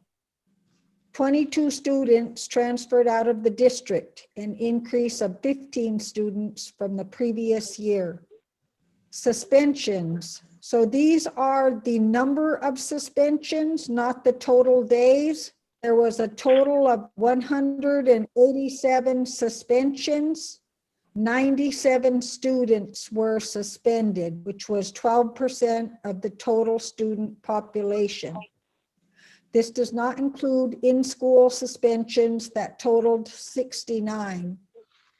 Suspensions were calculated from the beginning of the school year to mid-March when school was discontinued due to COVID. 8th grade students accumulated the greatest number of suspensions. Special needs. 201 students were identified as special needs, 19.8% of the total student population. 12 students had active 504 plan. College going rates. 27 students went on to higher education, 36% of the graduating class. 12 seniors fulfilled the A to G requirements with a C or better. 6 juniors were on the A to G track. 88 students were enrolled in native language. Measure of academic progress, MAP. These are the test scores from 2019. In math, 40% of the students that took the test scored average and above, an increase of 9% from the previous year. 36% of Native students that took the test scored average or above in math, while 55% of non-Native students scored average or above, a 19% difference. There was an 8% increase in Native scoring average and above from 2018-19 to 2019-20. Reading, 42% of students that took the test scored average average and above. 33% of Native students that took the test scored average, and while 61% of non-Native students scored average or above in reading, a 28% difference.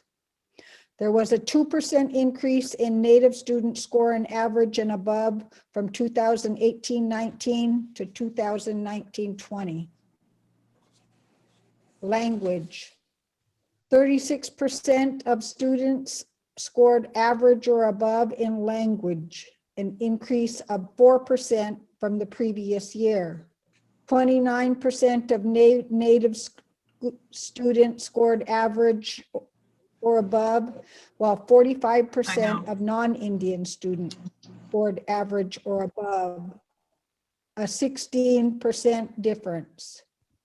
There was no change in percentage of Native students scoring average and above from 2018-19 to 2019-20. I looked at the test scores from the beginning of the year, fall, compared to the winter test scores mid-year for the primary grades.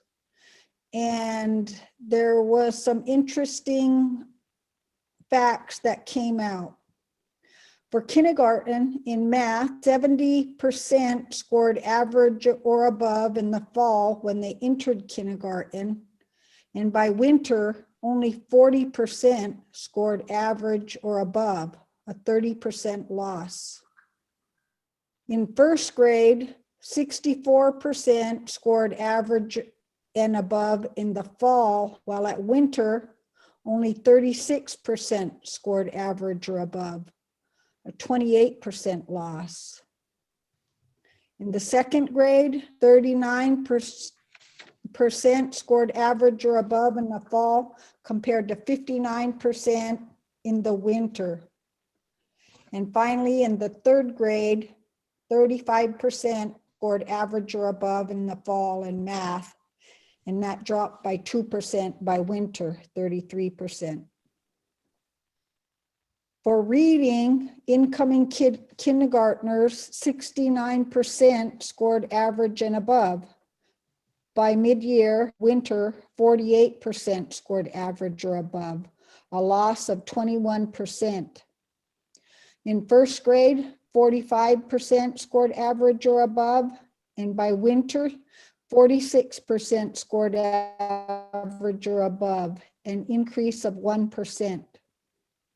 In second grade in the fall, 49% of second grade students scored average or above, and by winter, 44% scored average or above, a loss of 5%. And finally, in third grade, only 35% of our students score average or above in reading in the fall. This did increase by 4% in winter to 39%. So that concludes my overview of the impact aid report to tribes and community members. We have a lot of work to do, but I feel like we are getting systems in place to start changing these statistics. Do people have questions? I have a question. Yeah, Carrie. I too noticed the difference in the beginning and in the fall and the winter scoring, and I was saddened by it mostly. But I did have some questions on was our attendance higher because of the internet connection in 2019 and 2020? And was the dropout rate lessened because of distance learning? I just wondered that. I mean, that's a question in my mind. Did the distance learning play a part in our attendance and our dropout rate? And also on the world language course. Probably does.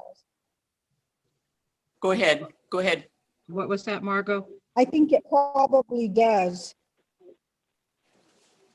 Can I Okay. And then comment on, before you go on to another stat, you know, the schools reporting of attendance and our average daily attendance. Because once the pandemic hit, the state said, okay, you can count your what's called P2, your second period of attendance. And we did not, when we're doing reports to the state, or when I will give you reports of, you know, on the LCAP, it will not include the period of time that we had the school closure. So just to be, there's a lot of different data, but I don't know, Margot, if you were going based on our, you know, CalPADS reports, or if you pulled something separate, but that should be like a 2/3 of the year kind of number is how a lot of the attendance is reported. Yeah.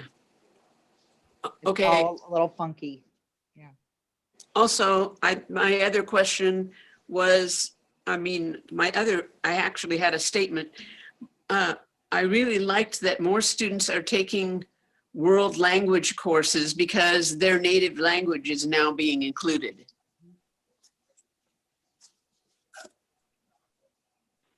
Okay, were there other questions? Yes, I have a question. This is Sue. Okay, Sue. Earlier, we heard from Erin Moya that there are 56 seniors at Captain John. And I'm wondering what percentage of the total senior class is that? It seems like a very big number for a senior class that might be fewer than 100 students. What percentage of Hoopa's senior class is going to continuation school, and why? Yes. I think that number is the total number of students, not seniors. Correct. That was the number of total students. We have 28 seniors this school year, and I believe that the high school has 39 at this time. So 28 and 39 would be 67, and you have 28. Like 30. I don't know. That's a pretty big percentage. We have about 20%, a little bit over 20% of the high school population is at Captain John. And a follow-up question. It used to be that when students transferred out of Hoopa High School and into Captain John, there was no longer a timeline based upon which they were expected to graduate from high school. So they weren't considered a dropout even if they never completed at Captain John. Is there a specified period of time once they get in there that they should complete a high school program? Yes, ma'am. And unless they have an IEP, if they have an IEP, they can stay in high school until the age of 22. But without an IEP, students will have the same 4 years as ed code. So once students are 18 years of age and they've already completed their first round of senior year, I guess you would say, they would have to go to a adult education program. Okay, so when we're calculating our dropout rate, does it include Captain John students? Yes.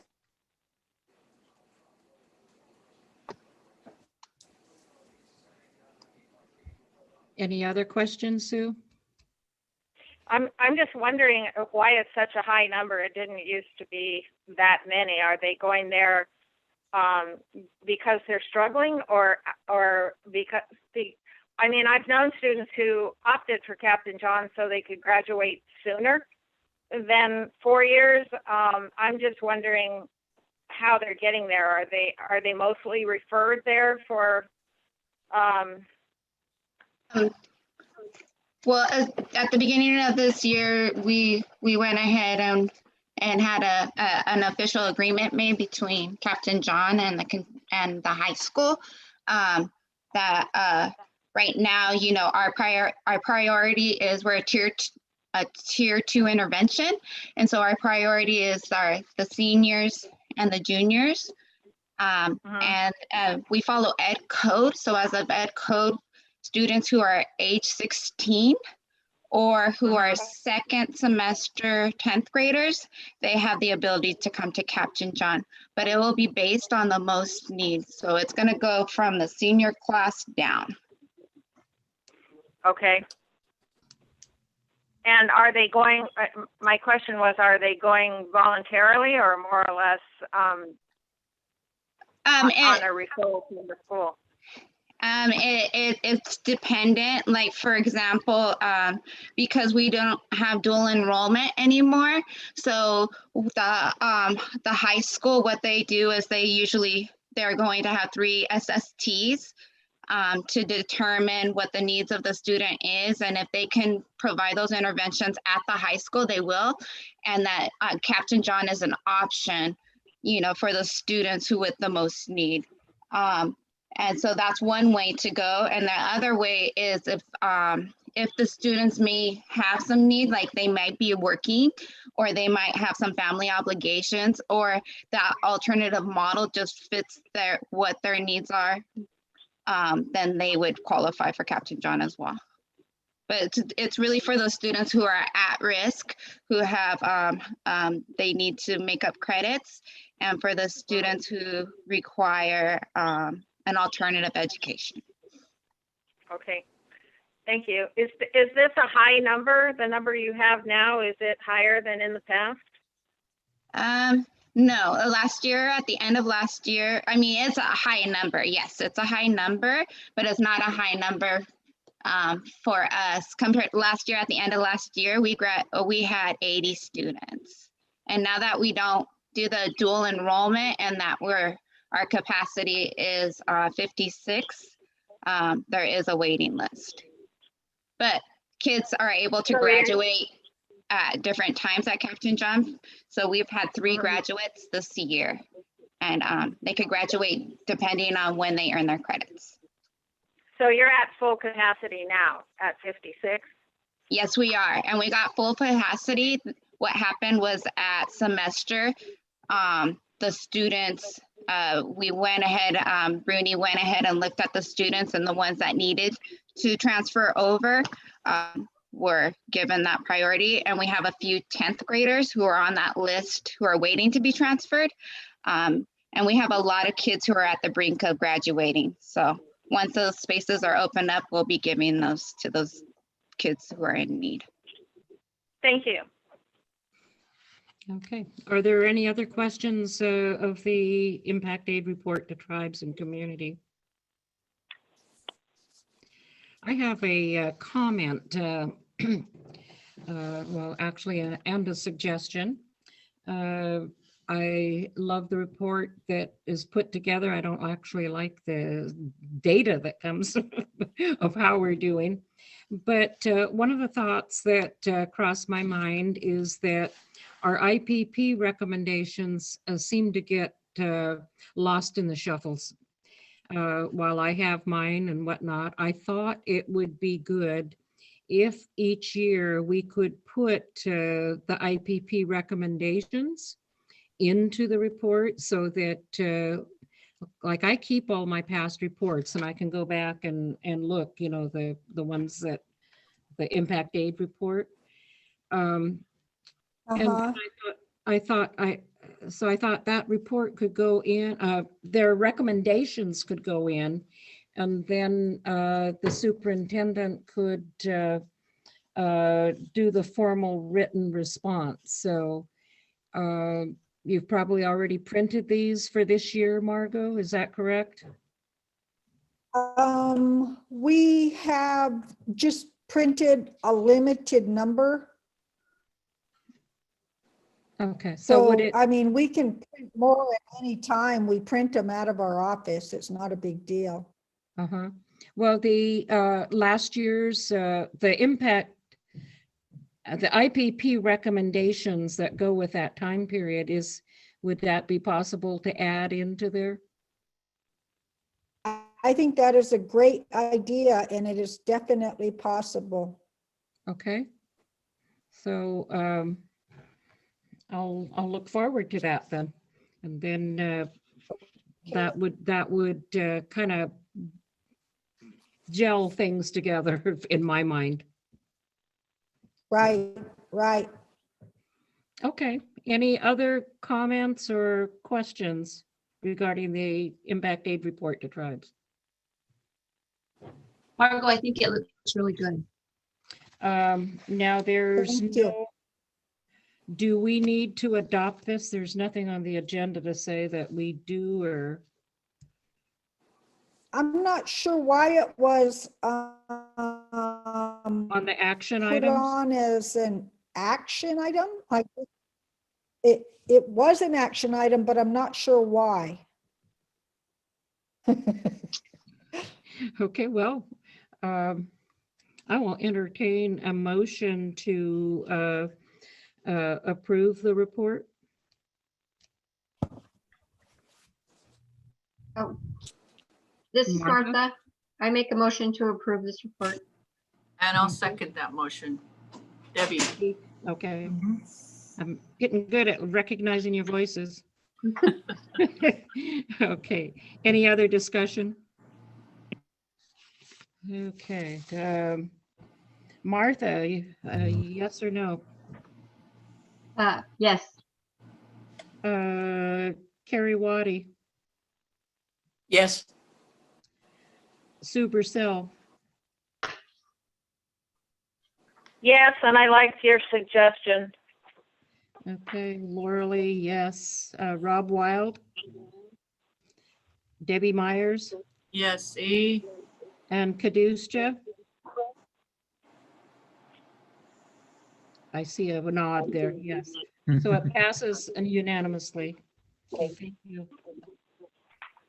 Okay, Hoopa Valley High School draft SPSA plan.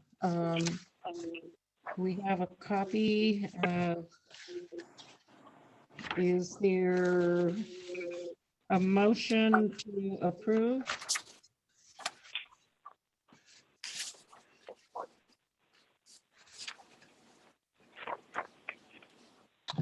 This is Carrie Waddy. I move we approve. Okay, I'll second that. And Rob seconds. Carrie moves. Rob seconds. A discussion.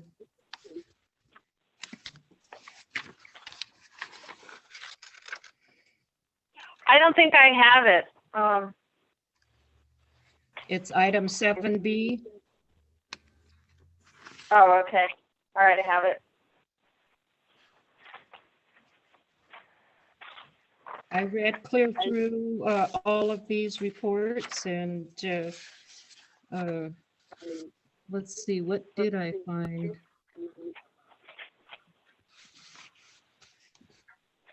Oh, one item I did find and the Hoopa High draft on page 12, which is 178 of our packet. And I did thoroughly read the information that we were given in our packets about the requirements for the consolidated ed. We had all sorts, we had a big thick thing and I read clear through it. So on page 12 of the report, right at the top, it says provide funding for monthly student teacher luncheon. Okay. Life skills coordinator. And my read of the recommendations is that food is not approved under Title I.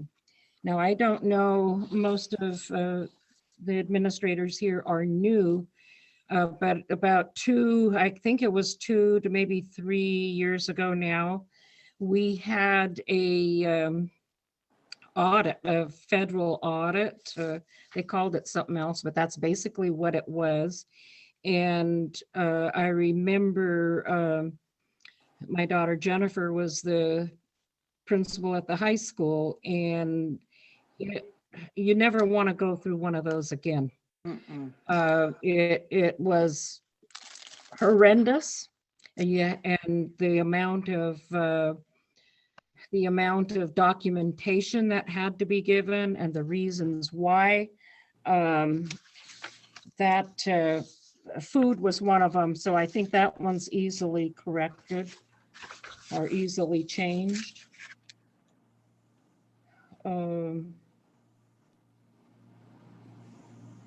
I was a little confused on the budget summary on page 14. I wasn't sure where the total federal, but the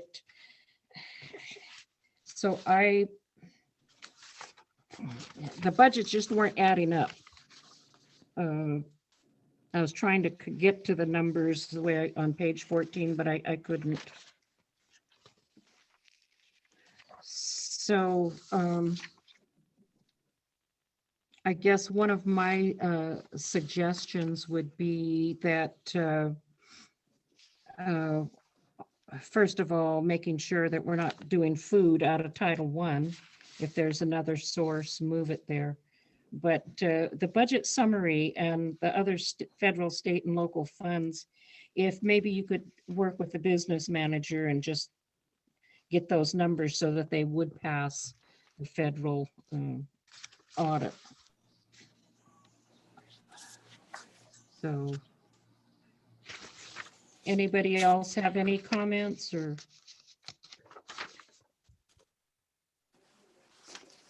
So you're saying those numbers in the budget summary are supposed to add, the top two are supposed to add to the bottom one?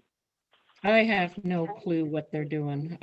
I haven't seen the budgets to know. Okay, the total funds to consolidated app, yeah, that would be 114. Total federal funds provided to the school from the LEA or CSI, total funds budgeted for strategies to meet the goals in SBC. I'm not sure, but just, I know Carmi's been through that, was through the ringer with that federal audit, or what did they call it? It wasn't FPM. I remember seeing Carmi at ConApp meetings when you all were going through that. When we were going through that before, yes. Laura Lee, I just even thought just, for a second of background information about how, these are restricted federal funds, that being, the umbrella. And I just want to commend the site principals and Carmi, because there has been a lot of back and forth and consulting. And the principals are really committed to bringing the SIPSs to the business office as much as it's January, but last year I know that they were approved really late in the year. So they're really working to get these to the business office and get it. They're asking, look at this really carefully. And even so, there's just so many complexities to it. So yeah, well, maybe Carmi can steer me straight here. What is your take on especially the page 14 of the high school? So is it correct here? Am I just not knowing how to read it?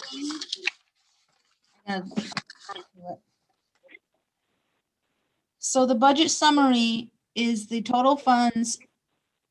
So the 114, that is for Title I specifically. The 217,000 is for the CSI funding that they receive. And the total funds budgeted within this plan is the 353,000. So is the 114 and the 217 supposed to add up to 353? That would have to be a question for Craig, because I believe you didn't have any other funds And allocated in there, right? so those two should That twice. Yeah, and you know what? That might just be a typo. We need to recalculate that, but they should add up. The back and forth that might have been lost in translation. That's something that we will definitely have to merge up with the PSI and Title I funds coming out of that total. So, and then the Title I with the food also. Yes, I was aware of that. I'm sorry about that, but that will definitely be corrected also. What you have in there too, Craig, though, I believe is your Perkins. So your Perkins might be, that's why it's showing a difference. That the 30,000? Yeah, and I believe that's not in there, so I'll need to add that extra row in there to account for that. And then I will adjust that total. Okay, so if that's the Perkins, then it all lines up. Okay, so then down on the federal programs, LCFF 0001, is that federal funding? We should strike that. Well, That's our base grant and our supplemental. Yes. Consideration.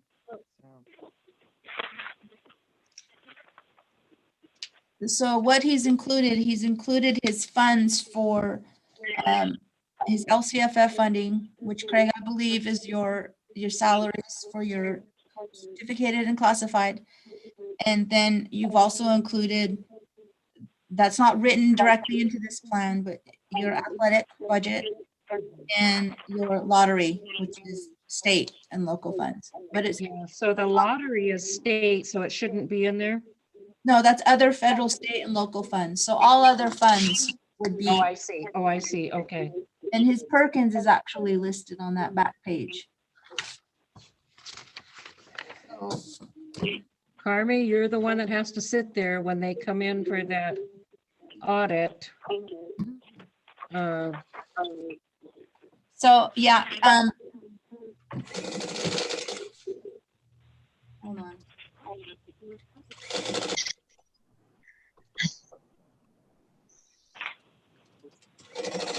While I hear her calculating your running, I want to go ahead, and then I have a comment that I think.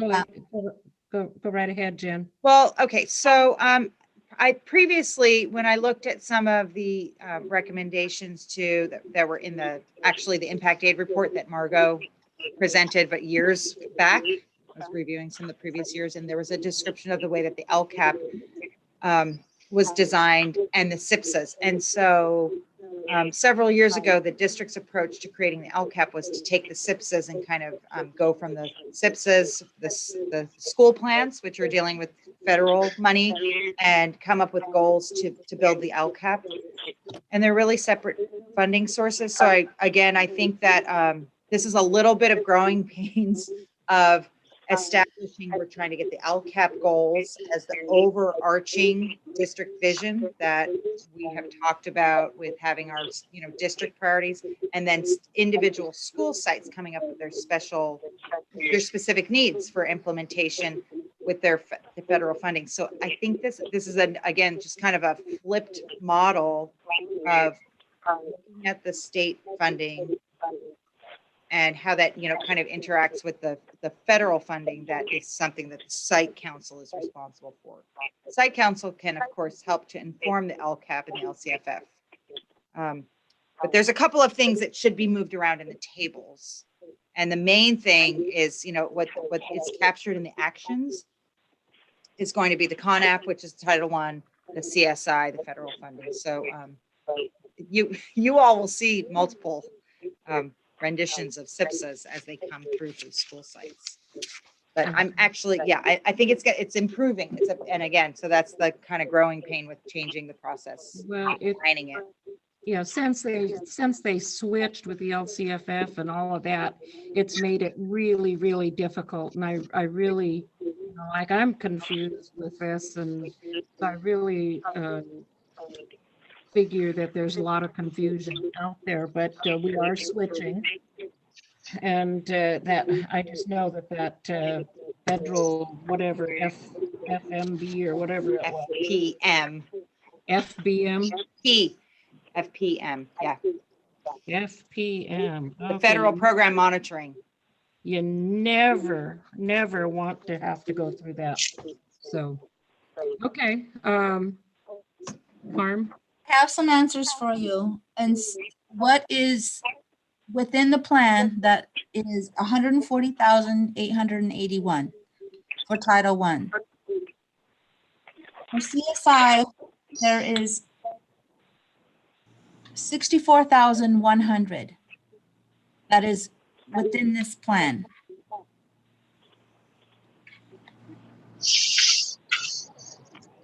Okay, so That may be that, Craig, did you by chance put in your total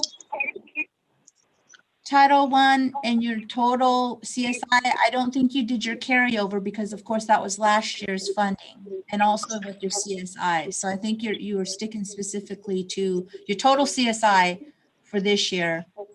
So we might have to do some more, work with the CSI portion of this, but your goals are there. Again, you still have room for your budget to meet your goals. It looks as though you just have a snapshot of the assumption of what it is that you'll be utilizing your funding for. okay, so So can we, oh, go ahead. I would suggest maybe that we do a new motion or amend the motion, whatever, to approve the plan once the budget is worked out with the business manager. And Carmi, is it really, I think the plan has all of the correct pieces. I think it's just the summary. It's just the end is okay. Yes. So the actual, the content summary. throughout the plan is, Yeah, well, the form is not clear to begin with, so yeah. So let's see. and Laura Lee, Craig had his hand up. I know you can't see everyone, but. Okay, Craig. Yeah, I just want to also add again, and also with that edit to that Title I with the food, that will be adjusted, so that's no longer in there. Yeah, okay. Okay, Cherie, you made the motion. Do you want to rescind it and do a new one? I do want to rescind it and do a new one. Okay. So we Rob- have to vote Rob, to you were- rescind it. We have to vote. Is the second agreeable? Okay, so both the motion, person who made the motion and the second have both rescinded. So do you want to make a new motion? Okay, don't we have to vote to rescind this? Not if you pull it. Okay. All right, so I need to make a new motion now. Yes. Okay. I would like to move that we approve this draft SIPSA plan with the following modifications, and I can't remember them all. With modifications. With the budget summary modifications. With the budget summary modifications. Did somebody write that down? I did. I'm okay. Rob, or is there a second? Yeah, I second that. Okay, Rob seconds. Any other discussion? If not, then we will vote. I vote yes. Sue?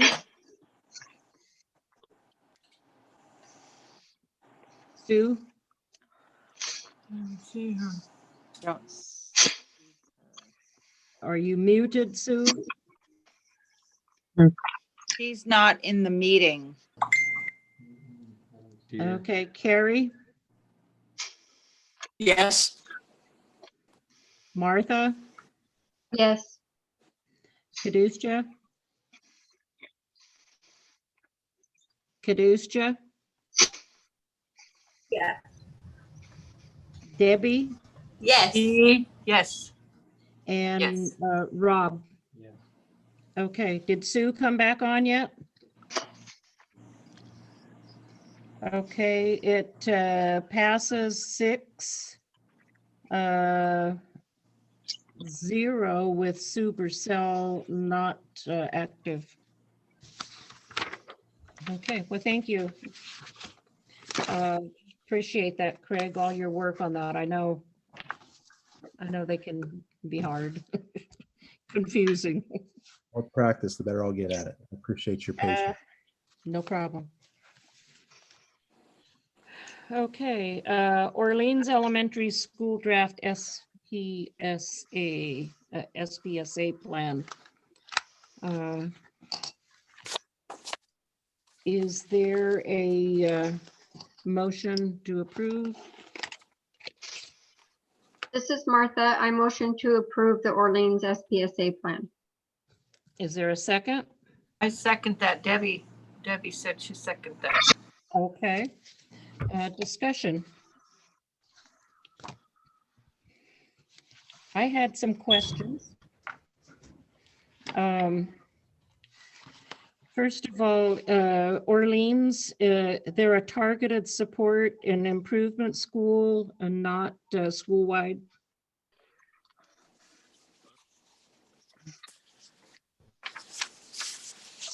I thought that was the right language to use. There's like a drop down menu options. And I thought since this is just Title I money that it was more targeted.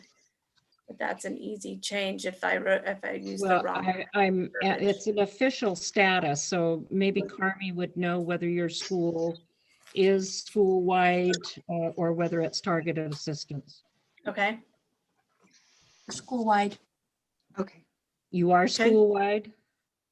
Yay, that solves a lot of my issues. Because if it is targeted assistance, then you have to, there's specific language. And I know in our packet, there's a lot of, where is it? I've got it written.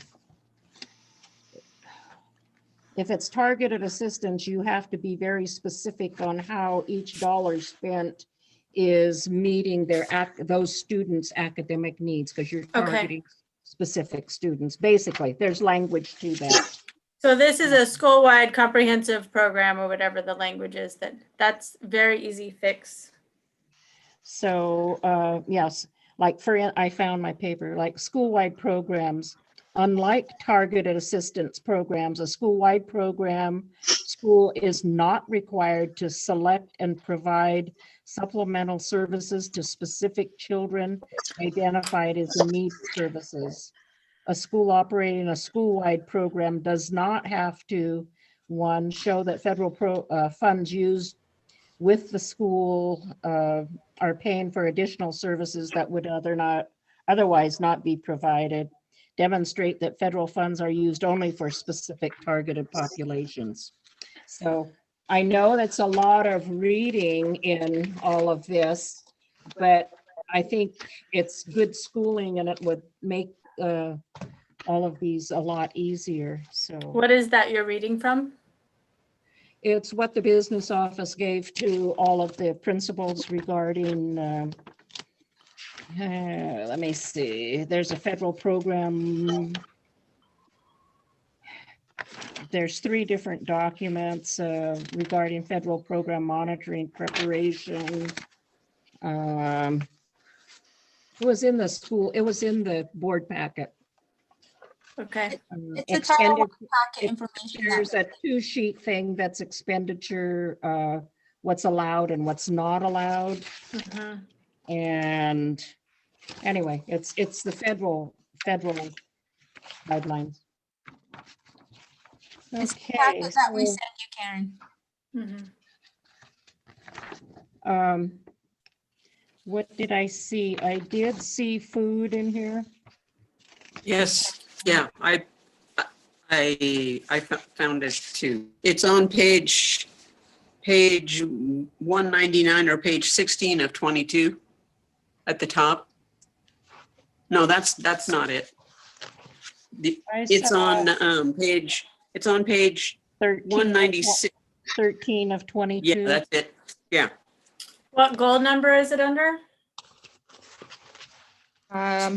It's in goal 3, Karen.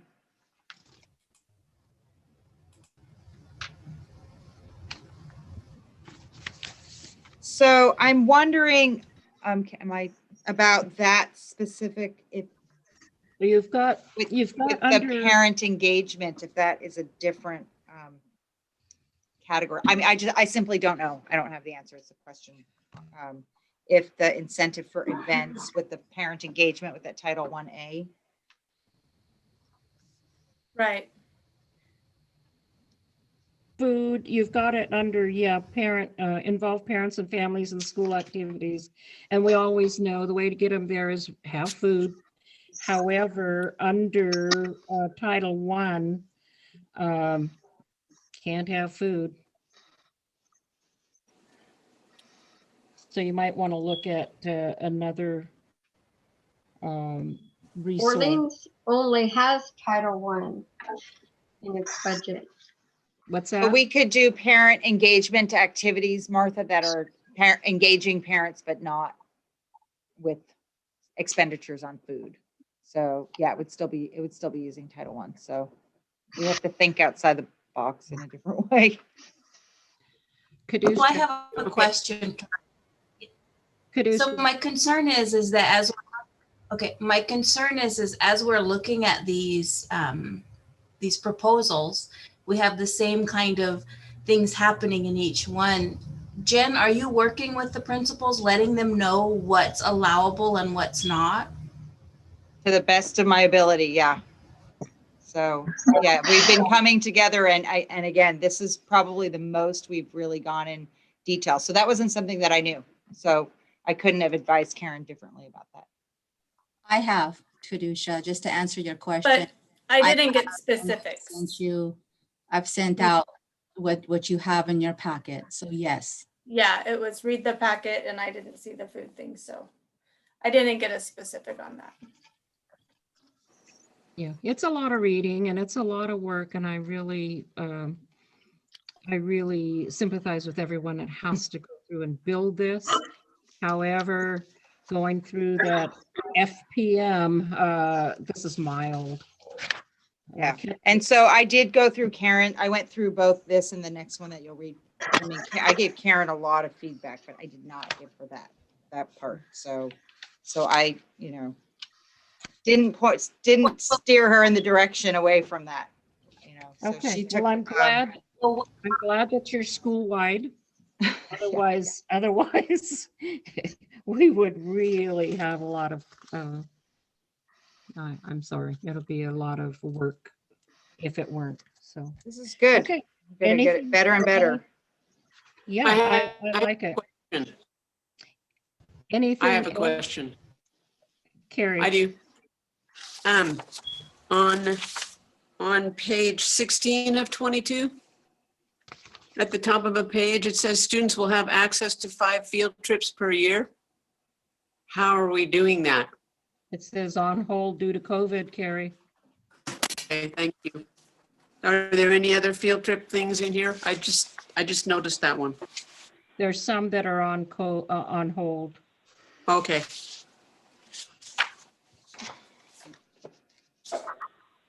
Karen had to run out. Are there any other questions? Sorry, I missed that. The alarm was going off. Oh no, what's going on? Okay. Well, I think the quick fix here is with the on page 2 of 22, targeted support your school-wide. And then just that one food. And otherwise, I see a good job. Well done. Okay, do we need to adjust our approval wording, or if those changes are made to go ahead and approve it with our current motion? I'm looking for direction. Martha, that was you. Do you want to? I need to restate restate it? the motion? Well, I think there was just too little. Yeah, reread the motion. Okay. So I motion to approve the Orleans SPSA plan with the understanding that strategy activity 2 will be written to reflect that food will not, I'm getting really wordy. When do you want me to stop? How about approve with 2 changes Okay. regarding food? That and sounds a lot better. Okay. I move to approve the Orleans SPSA with 2 changes. Okay, so are you rescinding your first motion? I am. And yes. Bob, and Debbie, are you rescinding your second on that first motion? Yes, I am.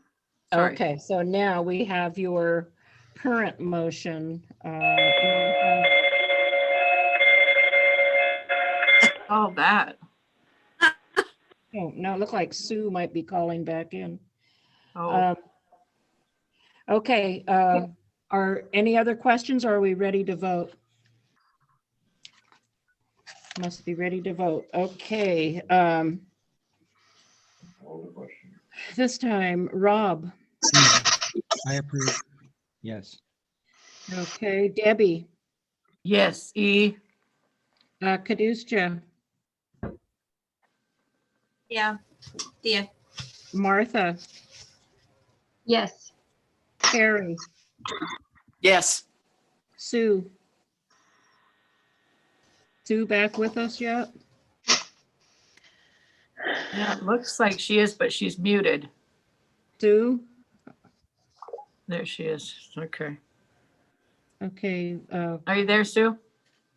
Yeah, can you hear me? Yes. Okay. I lost my connection completely and missed all the discussion, so I'm just gonna abstain. Okay.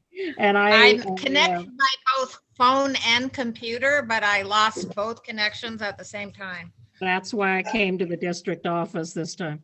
Okay, and I vote yes, so it's passed unanimously. And I'm making those changes right now, so. Yay, okay. Okay, you're up again, Karen.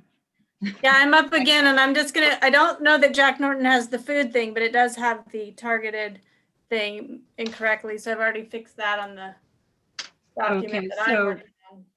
So Carmi, is Jack Norton school-wide or targeted assistant? They're school-wide. Good, good, good, okay. Make a motion to approve Jack Norton's site plan. Debbie, okay, is there a Yes. second? This is Martha. I second. Okay, and then discussion. So it's school-wide. Let me see.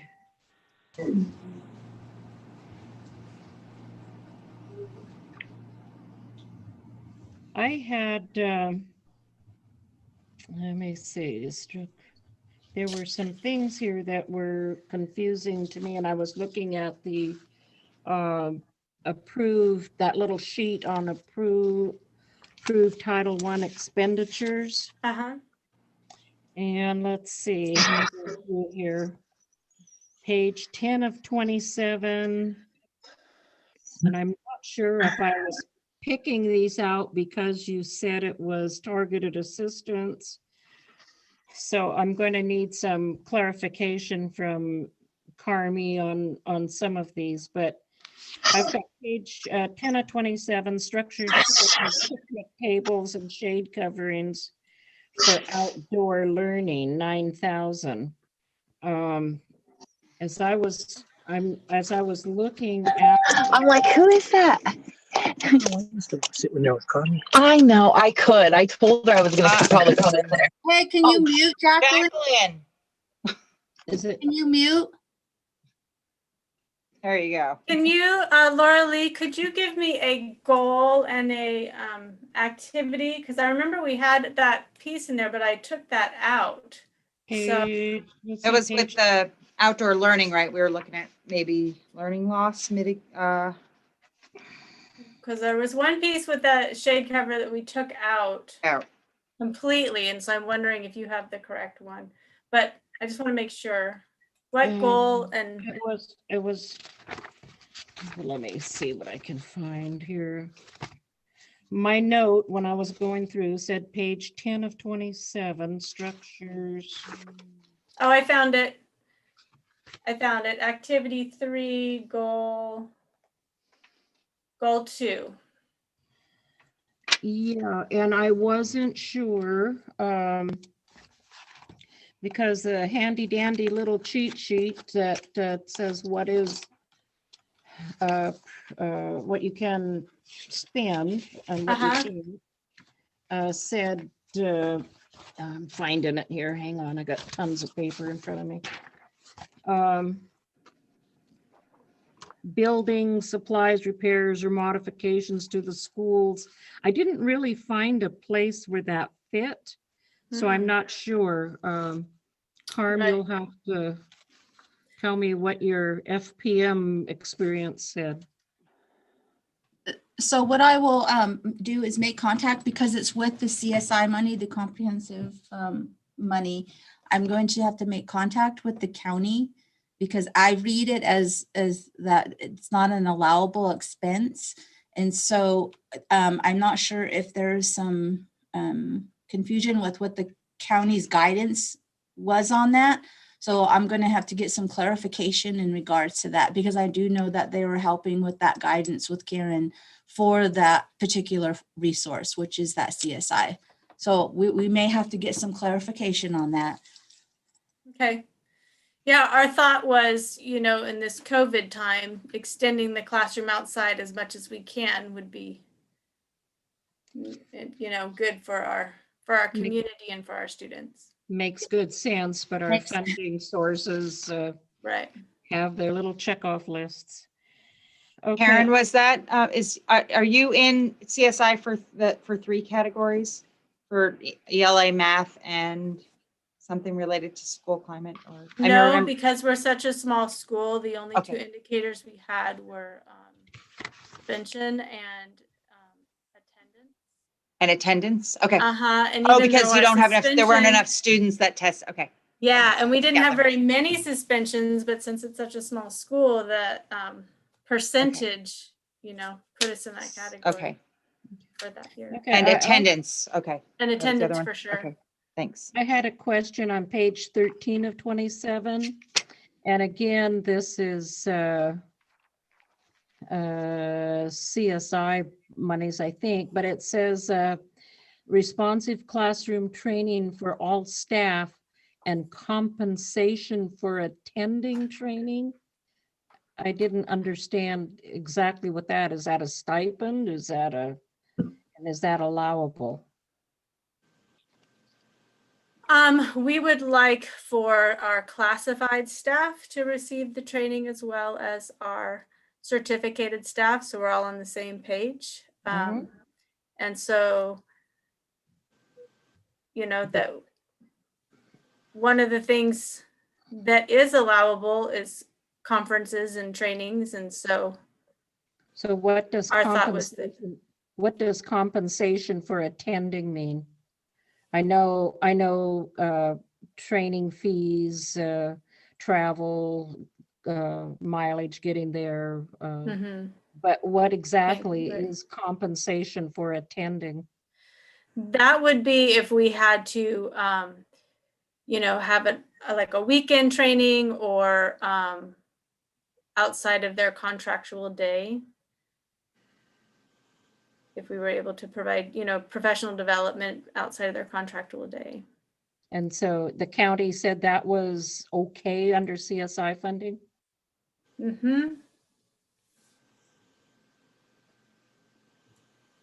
I mean, I worked with Janice on this. I'm still having a problem with compensation. Is that meaning per diem, or is it meaning expenses for lodging, travel, or? Can you help me out, Jen? I was looking at that as an hourly. So if there's like a 2-hour after school training, then it would be for certificated would be a step 1, column 1. And then for classified would be hourly. I don't know if that's how your site council designed it, Karen, or if they were just saying like a straight, amount. And that would be a proposal. Like if it was a stipend, then we would bring it back to the board and say, hey, we're doing this training. It's over the weekend. We'd like to pay everybody the same amount because they're all attending the same kind of training. And then we could bring that to the board and say, because if it's stipend, then it would be like a separate approval. If it's hourly base pay, then this approval is enough. And generally the CSI, it does include money for paying for trainers to come in as well as for paying staff to attend. And so the specifics of how much, I think, depending if it's just the hourly rate, then this is good enough. I don't know how you guys looked at that, Karen. You calculated it out. We did it. Well, I shouldn't say we didn't calculate it because we did. Let me look up our document. And I think one of the other things that I was in when we went through this was talking, like, I think this is written really well because it's kind of includes some flexibility in case there has to be more money going to the paying for the responsive classroom training. And, they within the goal of training their staff, they have some flexibility about how the specific. Yeah, we calculated it hourly outside of contractual day. Okay, so my next question. I have a question. Khadijah? Who had a question? Yeah, so something that just caught my attention is that this says 2021. Is this year's plan or is this the next year's plan? This year. And if it's this year's plan, we're in like February. To get it approved. So, yeah. So have we already approved like Hoopa Elementaries and Trinity Valleys? Have we already approved those? So we're in February, and if we don't approve this, they come back next month, and then they have April and May to spend it. Yeah, that's why. That's why we're here tonight. Is this trying to get it through? Process that we go through? Is this normal? And it seems to me like that's a waste of money because we're spending it all out in 2 months. Am I misunderstanding this? No, but I also, in the packet, I've noticed there was some suggested dates for next year of when various things need to be approved. So they did put out a timeline to help the principals on what to do in what month so that we will be timely. Yeah, I think it might be normal, but it's not ideal. So this is a Well, and I think, and Karen, this is actually earlier than what happened last year. Yes. Because I remember looking through the board packets and thinking it was. This is Martha. I do remember an attempt probably 6 or 7 years ago for site council to start working on the plan before the end of the school year so that we could approve these plans, earlier in the fall, like, October, November. It just feels like the plan was submitted and approved at the beginning of the year, then the children would benefit throughout the year. With this, the way that it looks is like it's the 2 months at the end of the school year and you're throwing money out, and then I'm sure there's a time when you can't spend any more money, right? You're on track, and we're trying to fix all that. All right. Okay. This is new, so I'm just trying to figure it out. You're on track. Carrie. Okay, I had a few questions. the right underneath of the responsive classroom training for all staff was the peaceful playground training and curriculum. And after listening to the discussion on the responsive classroom training, that's also CSI funds as well. And I'm thinking it falls under that same category as the one above, right? Where are you With at? the hourly payments, Well, that would just be for, no, because it wouldn't be the training for that is just 1 hour webinar that we could do during contractual time. The pay for that is. So why is it listing $8,000? Because it's this whole program that it's like this package deal where they have, we were introduced to it at the end of last year and it seemed really great. They have, it's like a way to make your playground better. You get all these books of games and rule books and posters and stencils and equipment. And so it's like this package. I think we were being very generous with the 8,000. I'm not sure that it costs exactly that much. Okay, and then I had a question on page 15 of 27 on strategy under, what goal was it? Strategy 2 under goal 3. And it's got funds for being spent on food for events and meetings under strategy activity 2. Yes, Okay. I have that marked. So that's the same one as on the Orleans plan. So I will just take food out of it. Okay, then also I have on page 21 of 27. Field trips. That the very first top of the page there, actually it's an extension from the previous page, but $1,000 for art supplies from Title I. And that was not on the Title I list. Art supplies are consumable materials.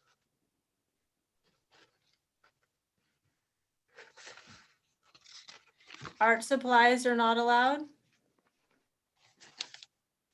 Or consumable materials.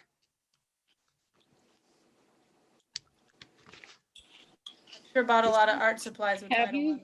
Have you seen this? It's 2 pages. Mm-hmm. Yes. It's got it right on there on page 2. It's no check mark for Title I, so it's over on unrestricted is where that comes out of.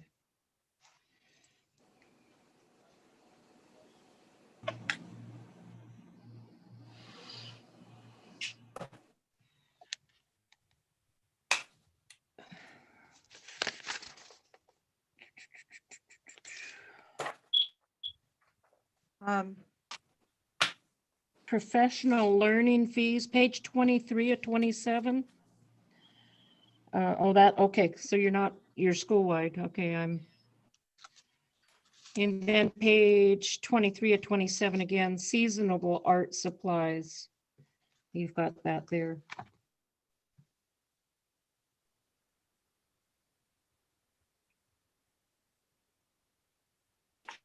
Now, under that professional learning fees, professional development, it says professional learning fees, Title I may include coursework costs for an individual teacher if the coursework meets the following criteria.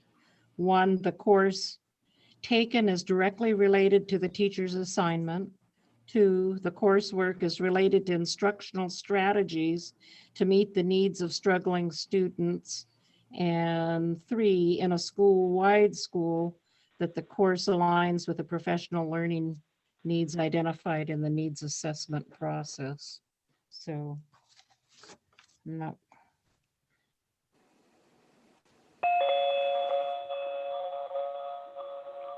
Okay, that's all I came up with. Laura Lee? Laura Lee? Yes, Carrie. I didn't finish. Oh, I okay. didn't get to finish. Go ahead.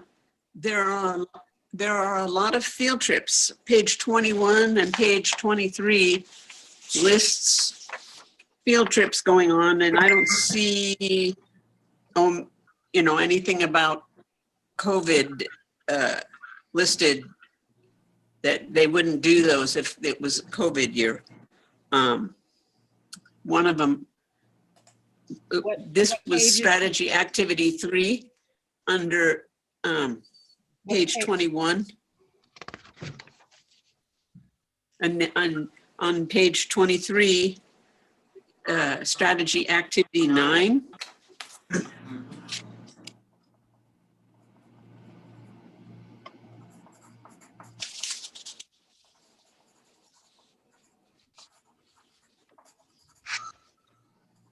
And also strategy activity 4 on page 21.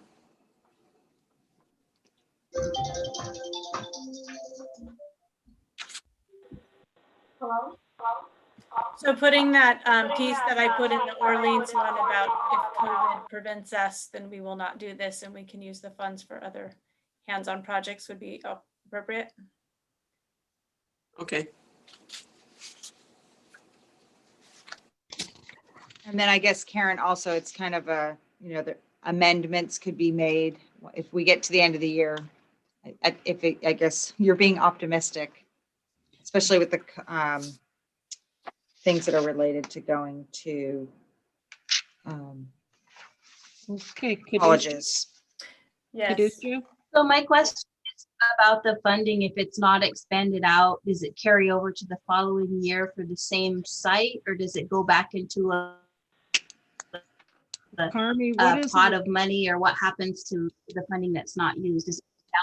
Carm, what is the limit on carryover? There's a certain percentage? Oh, we can't hear you, Carmi. It's so professional here. There is a 15% carryover that is district-wide. And it is carried over. 15% is allowable for carryover, and that's district-wide? Correct. Okay, now the other part of the question was, does the money go back to the school site? Yes. Sounds good. Okay, any other questions or comments on the SP Jack Norton's school site plan? I have a comment. Okay, again. Yeah.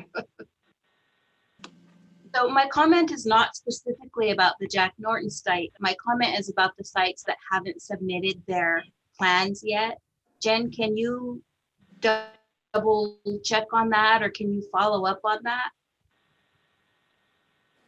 Yeah, and it's been, Carmi, if you wanted to address that, but I also want to acknowledge how much, like hundreds of hours have gone into these other plans that the sites have had to do with the school site specific plans. And it's just been kind of piled on.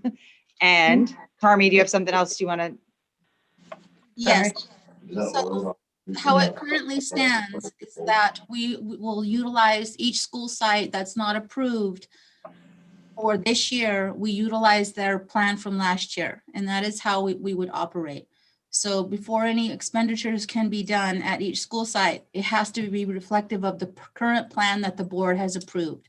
So there has been some expenditures, and it's a reflection of their last plan. So it's not like all spending has stopped, because a lot of these plans have the same plans, goals, and objectives in them.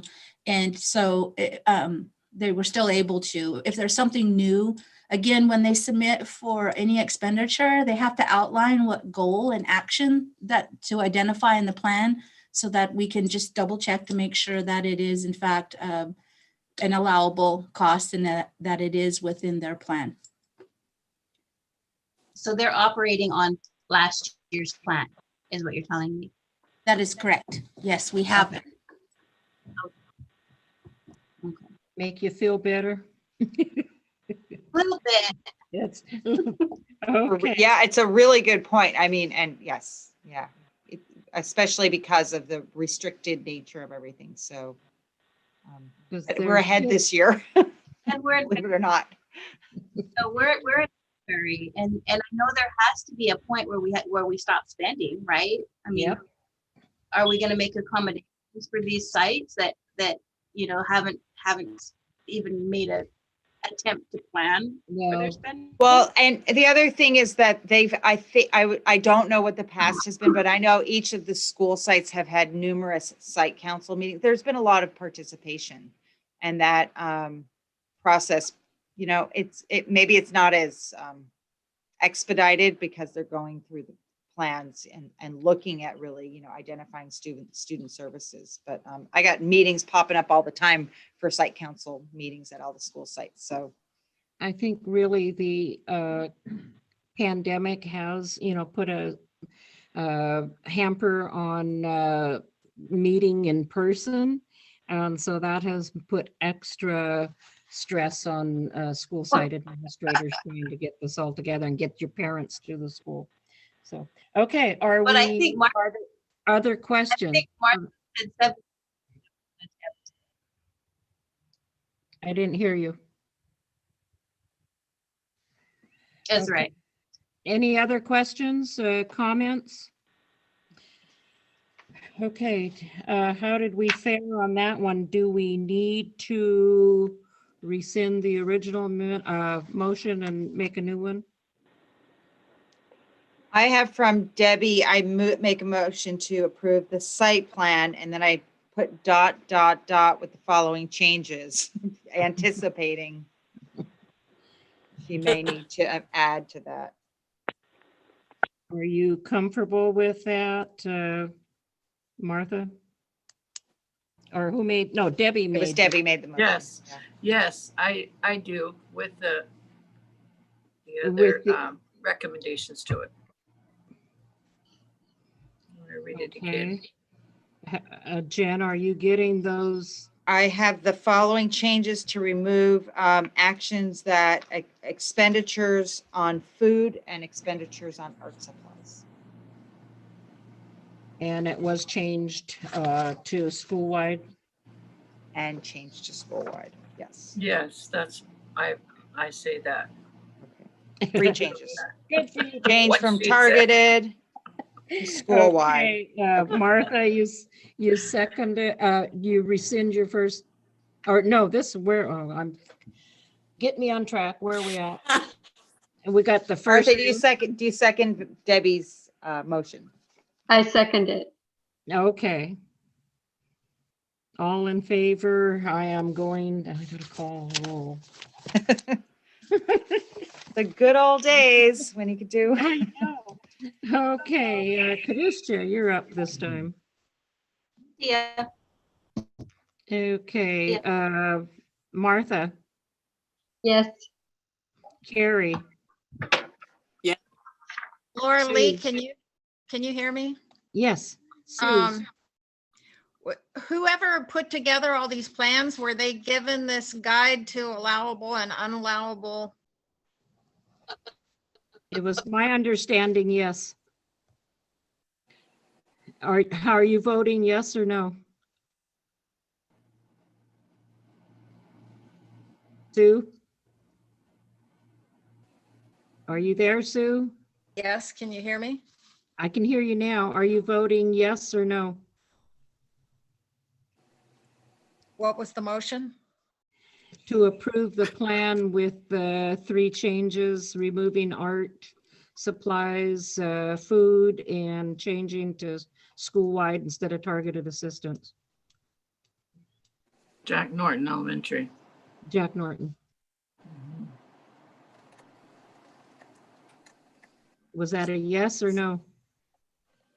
I asked the question, are you removing field trips too? No. That was not part of the motion.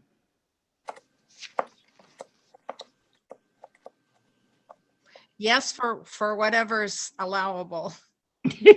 Okay. Laura Lee votes yes.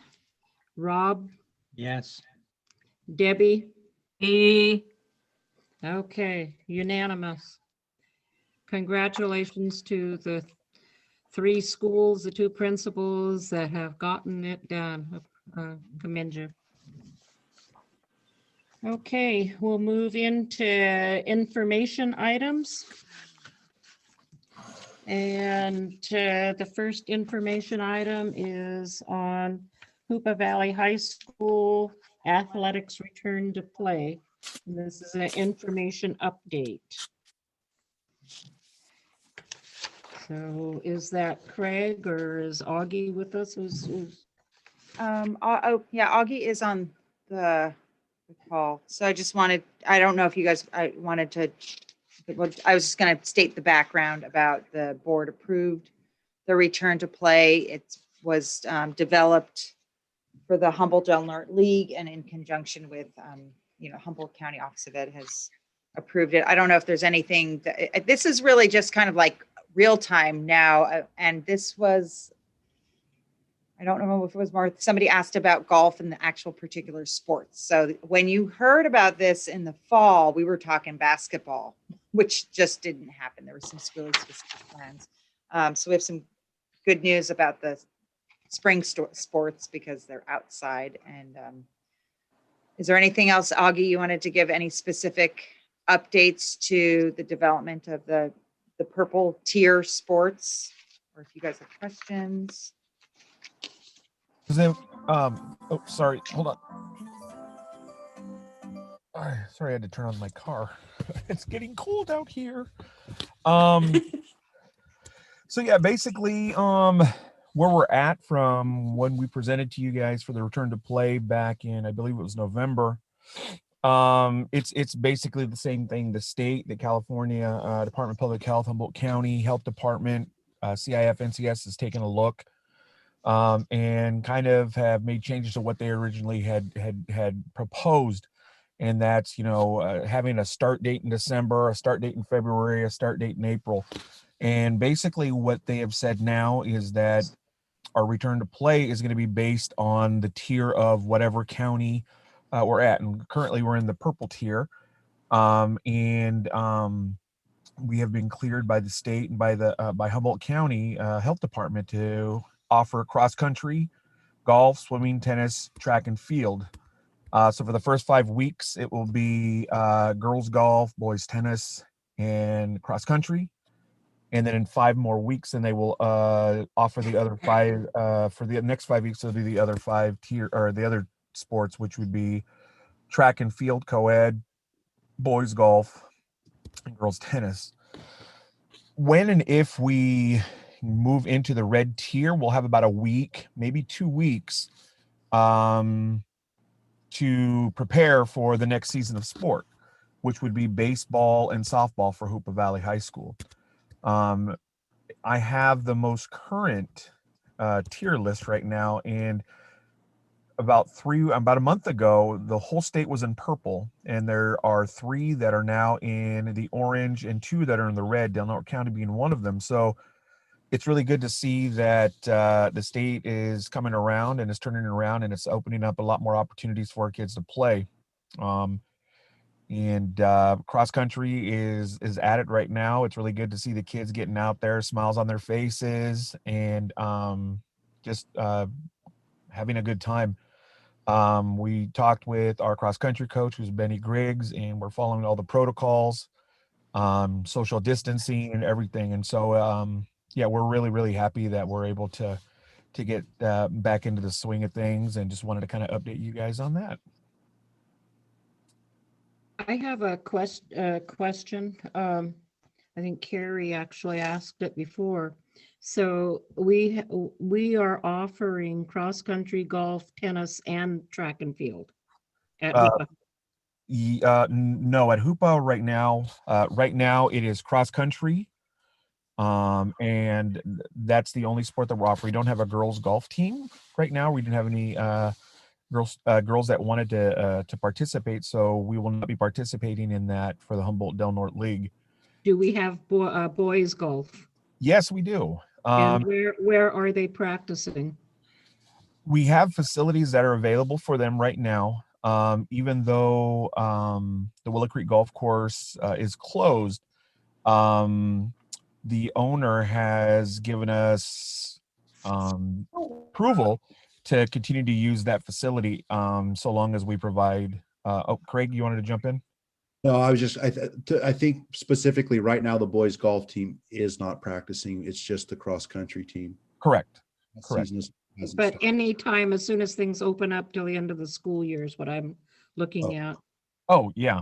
And so we've been afforded that opportunity. So that's something that we can do. They're not terrible, but it's the green, or there's still the driving range there. There's still the holes. Some of the greens are pretty good. So, and we're exploring options of maybe one day a week going out to one of the courses on the coast. So those are things that we have in the works in the next probably about 4 weeks before the golf season starts. Okay, what about tennis? As of right now, nobody's expressed interest in playing tennis, so we And will not be offering that right now. if they did, where would they practice? That's a good question. That's something that to be honest, I don't know. Trinity Valley has tennis courts. Okay, Trinity Valley does. I was also looking at between Hoopa L and the old church over here. There's still the tennis courts there. I notice it has the cement and has the fence. I don't know what shape it's in, but that's a possibility. Maybe. Yeah, I've looked at that over there, Lord Lee. It's pretty rough, but I've been looking at that over there for a while. So yeah, we've talked about that. Okay, just bringing it up. Okay, that was my questions.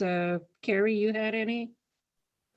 Yeah, I just said Trinity Valley has tennis courts, and as far as I remember, they're in pretty good shape. Yeah, they do. Jacqueline offered them up. Yeah, they have tennis courts there. There's also at Veterans Park, there's a tennis court there as well. So that's something else that we could utilize. Okay, good. Yeah. Anybody else have any questions for Augie or Craig? I just wanted to share one other statistic. I share your optimism, Augie, because what today the state released that new, every Tuesday they're doing the blueprint for a safer economy and moving and updating the statistics. And they didn't for a while. They'll definitely do it if we move down, but it's actually looking pretty good. So of the 3 metrics, we meet the health equity quartile positivity rate for the red tier. We meet the overall positivity rate for the red tier. It's our new cases per 100,000. It's still 16, and that has to drop below 7, but it's down quite a bit from last week. I think it was up at it was almost 25 last week. I think it's 24, 23.9. So the direction is looking really good. We meet 2 of the 3 criteria to be in the red tier. So there's the plug. Keep getting tested. Keep following the safety protocols. Okay. Any other questions, comments? Okay, well, thank you, gentlemen. I just wanted to say real quick, I wanted to thank the DO the last couple of days. We've been with the golf team. There's a lot of cool things that we're doing with the athletic department right now. If you're not a part of the Hoopa Valley High School Athletics Facebook page, check it out because we update it a lot. And we've just been doing a lot of cool things with the sports program and trying to get ready for when the kids are able to participate at those tiers. And I just think that all the work that everyone's been doing behind the scenes, Angie, Craig, Doug, Jennifer, Carmi, I mean, everybody, it's been a real team effort. So I just wanted to share with you guys that it's been a pleasure to work with these people. Thank you. And I have been following your Facebook page. Okay. Okay, well, good job. Thank you. Okay, in our packets, the information items, B was Title I information, and I think you've heard me enough on that. What's approved and what's not, etc. The last one is the performance agreements. So this is our monthly performance agreements. Okay, if there are no questions, I will entertain a motion to adjourn. This is Make a Martha. motion. Oh, Either way, go ahead. go ahead, Rob. Somebody, don't matter. So you moved and you seconded, is that what happened? Sure. Wait a minute now. I had to get this straight. Rob, a vote. Rob. Rob moved. Sure. I'll Oh. move. Martha second and I third. Sure. Okay. Okay, got it, Carrie. Okay. I got it. Take a vote. Bye, all. Rob. Aye. Aye. Debbie. I, E, Oh, Kadusha. You wanna go Oh, home? I was gonna hang up. Okay, you're voting yes. Martha, yeah. aye. Carrie, Aye. Sue. Sue. Aye. Okay, and I vote yes. So we are adjourned, and thank you everyone for all of our Long night. time Good here. night. Yeah. Thanks, Lorelei. Thanks, everybody. Thank you. Bye, Good job, everybody. team, pulling it together. Yeah. Can't wait till we can meet in person. Oh, no yeah. kidding. Way better. Did you guys all froze and then I lost internet. Oh, I we just thought you left us. Okay. I can catch you up, Karen. I can call you right now. Okay. Is Good the night, meeting? everyone. Have a good one. That's it, huh?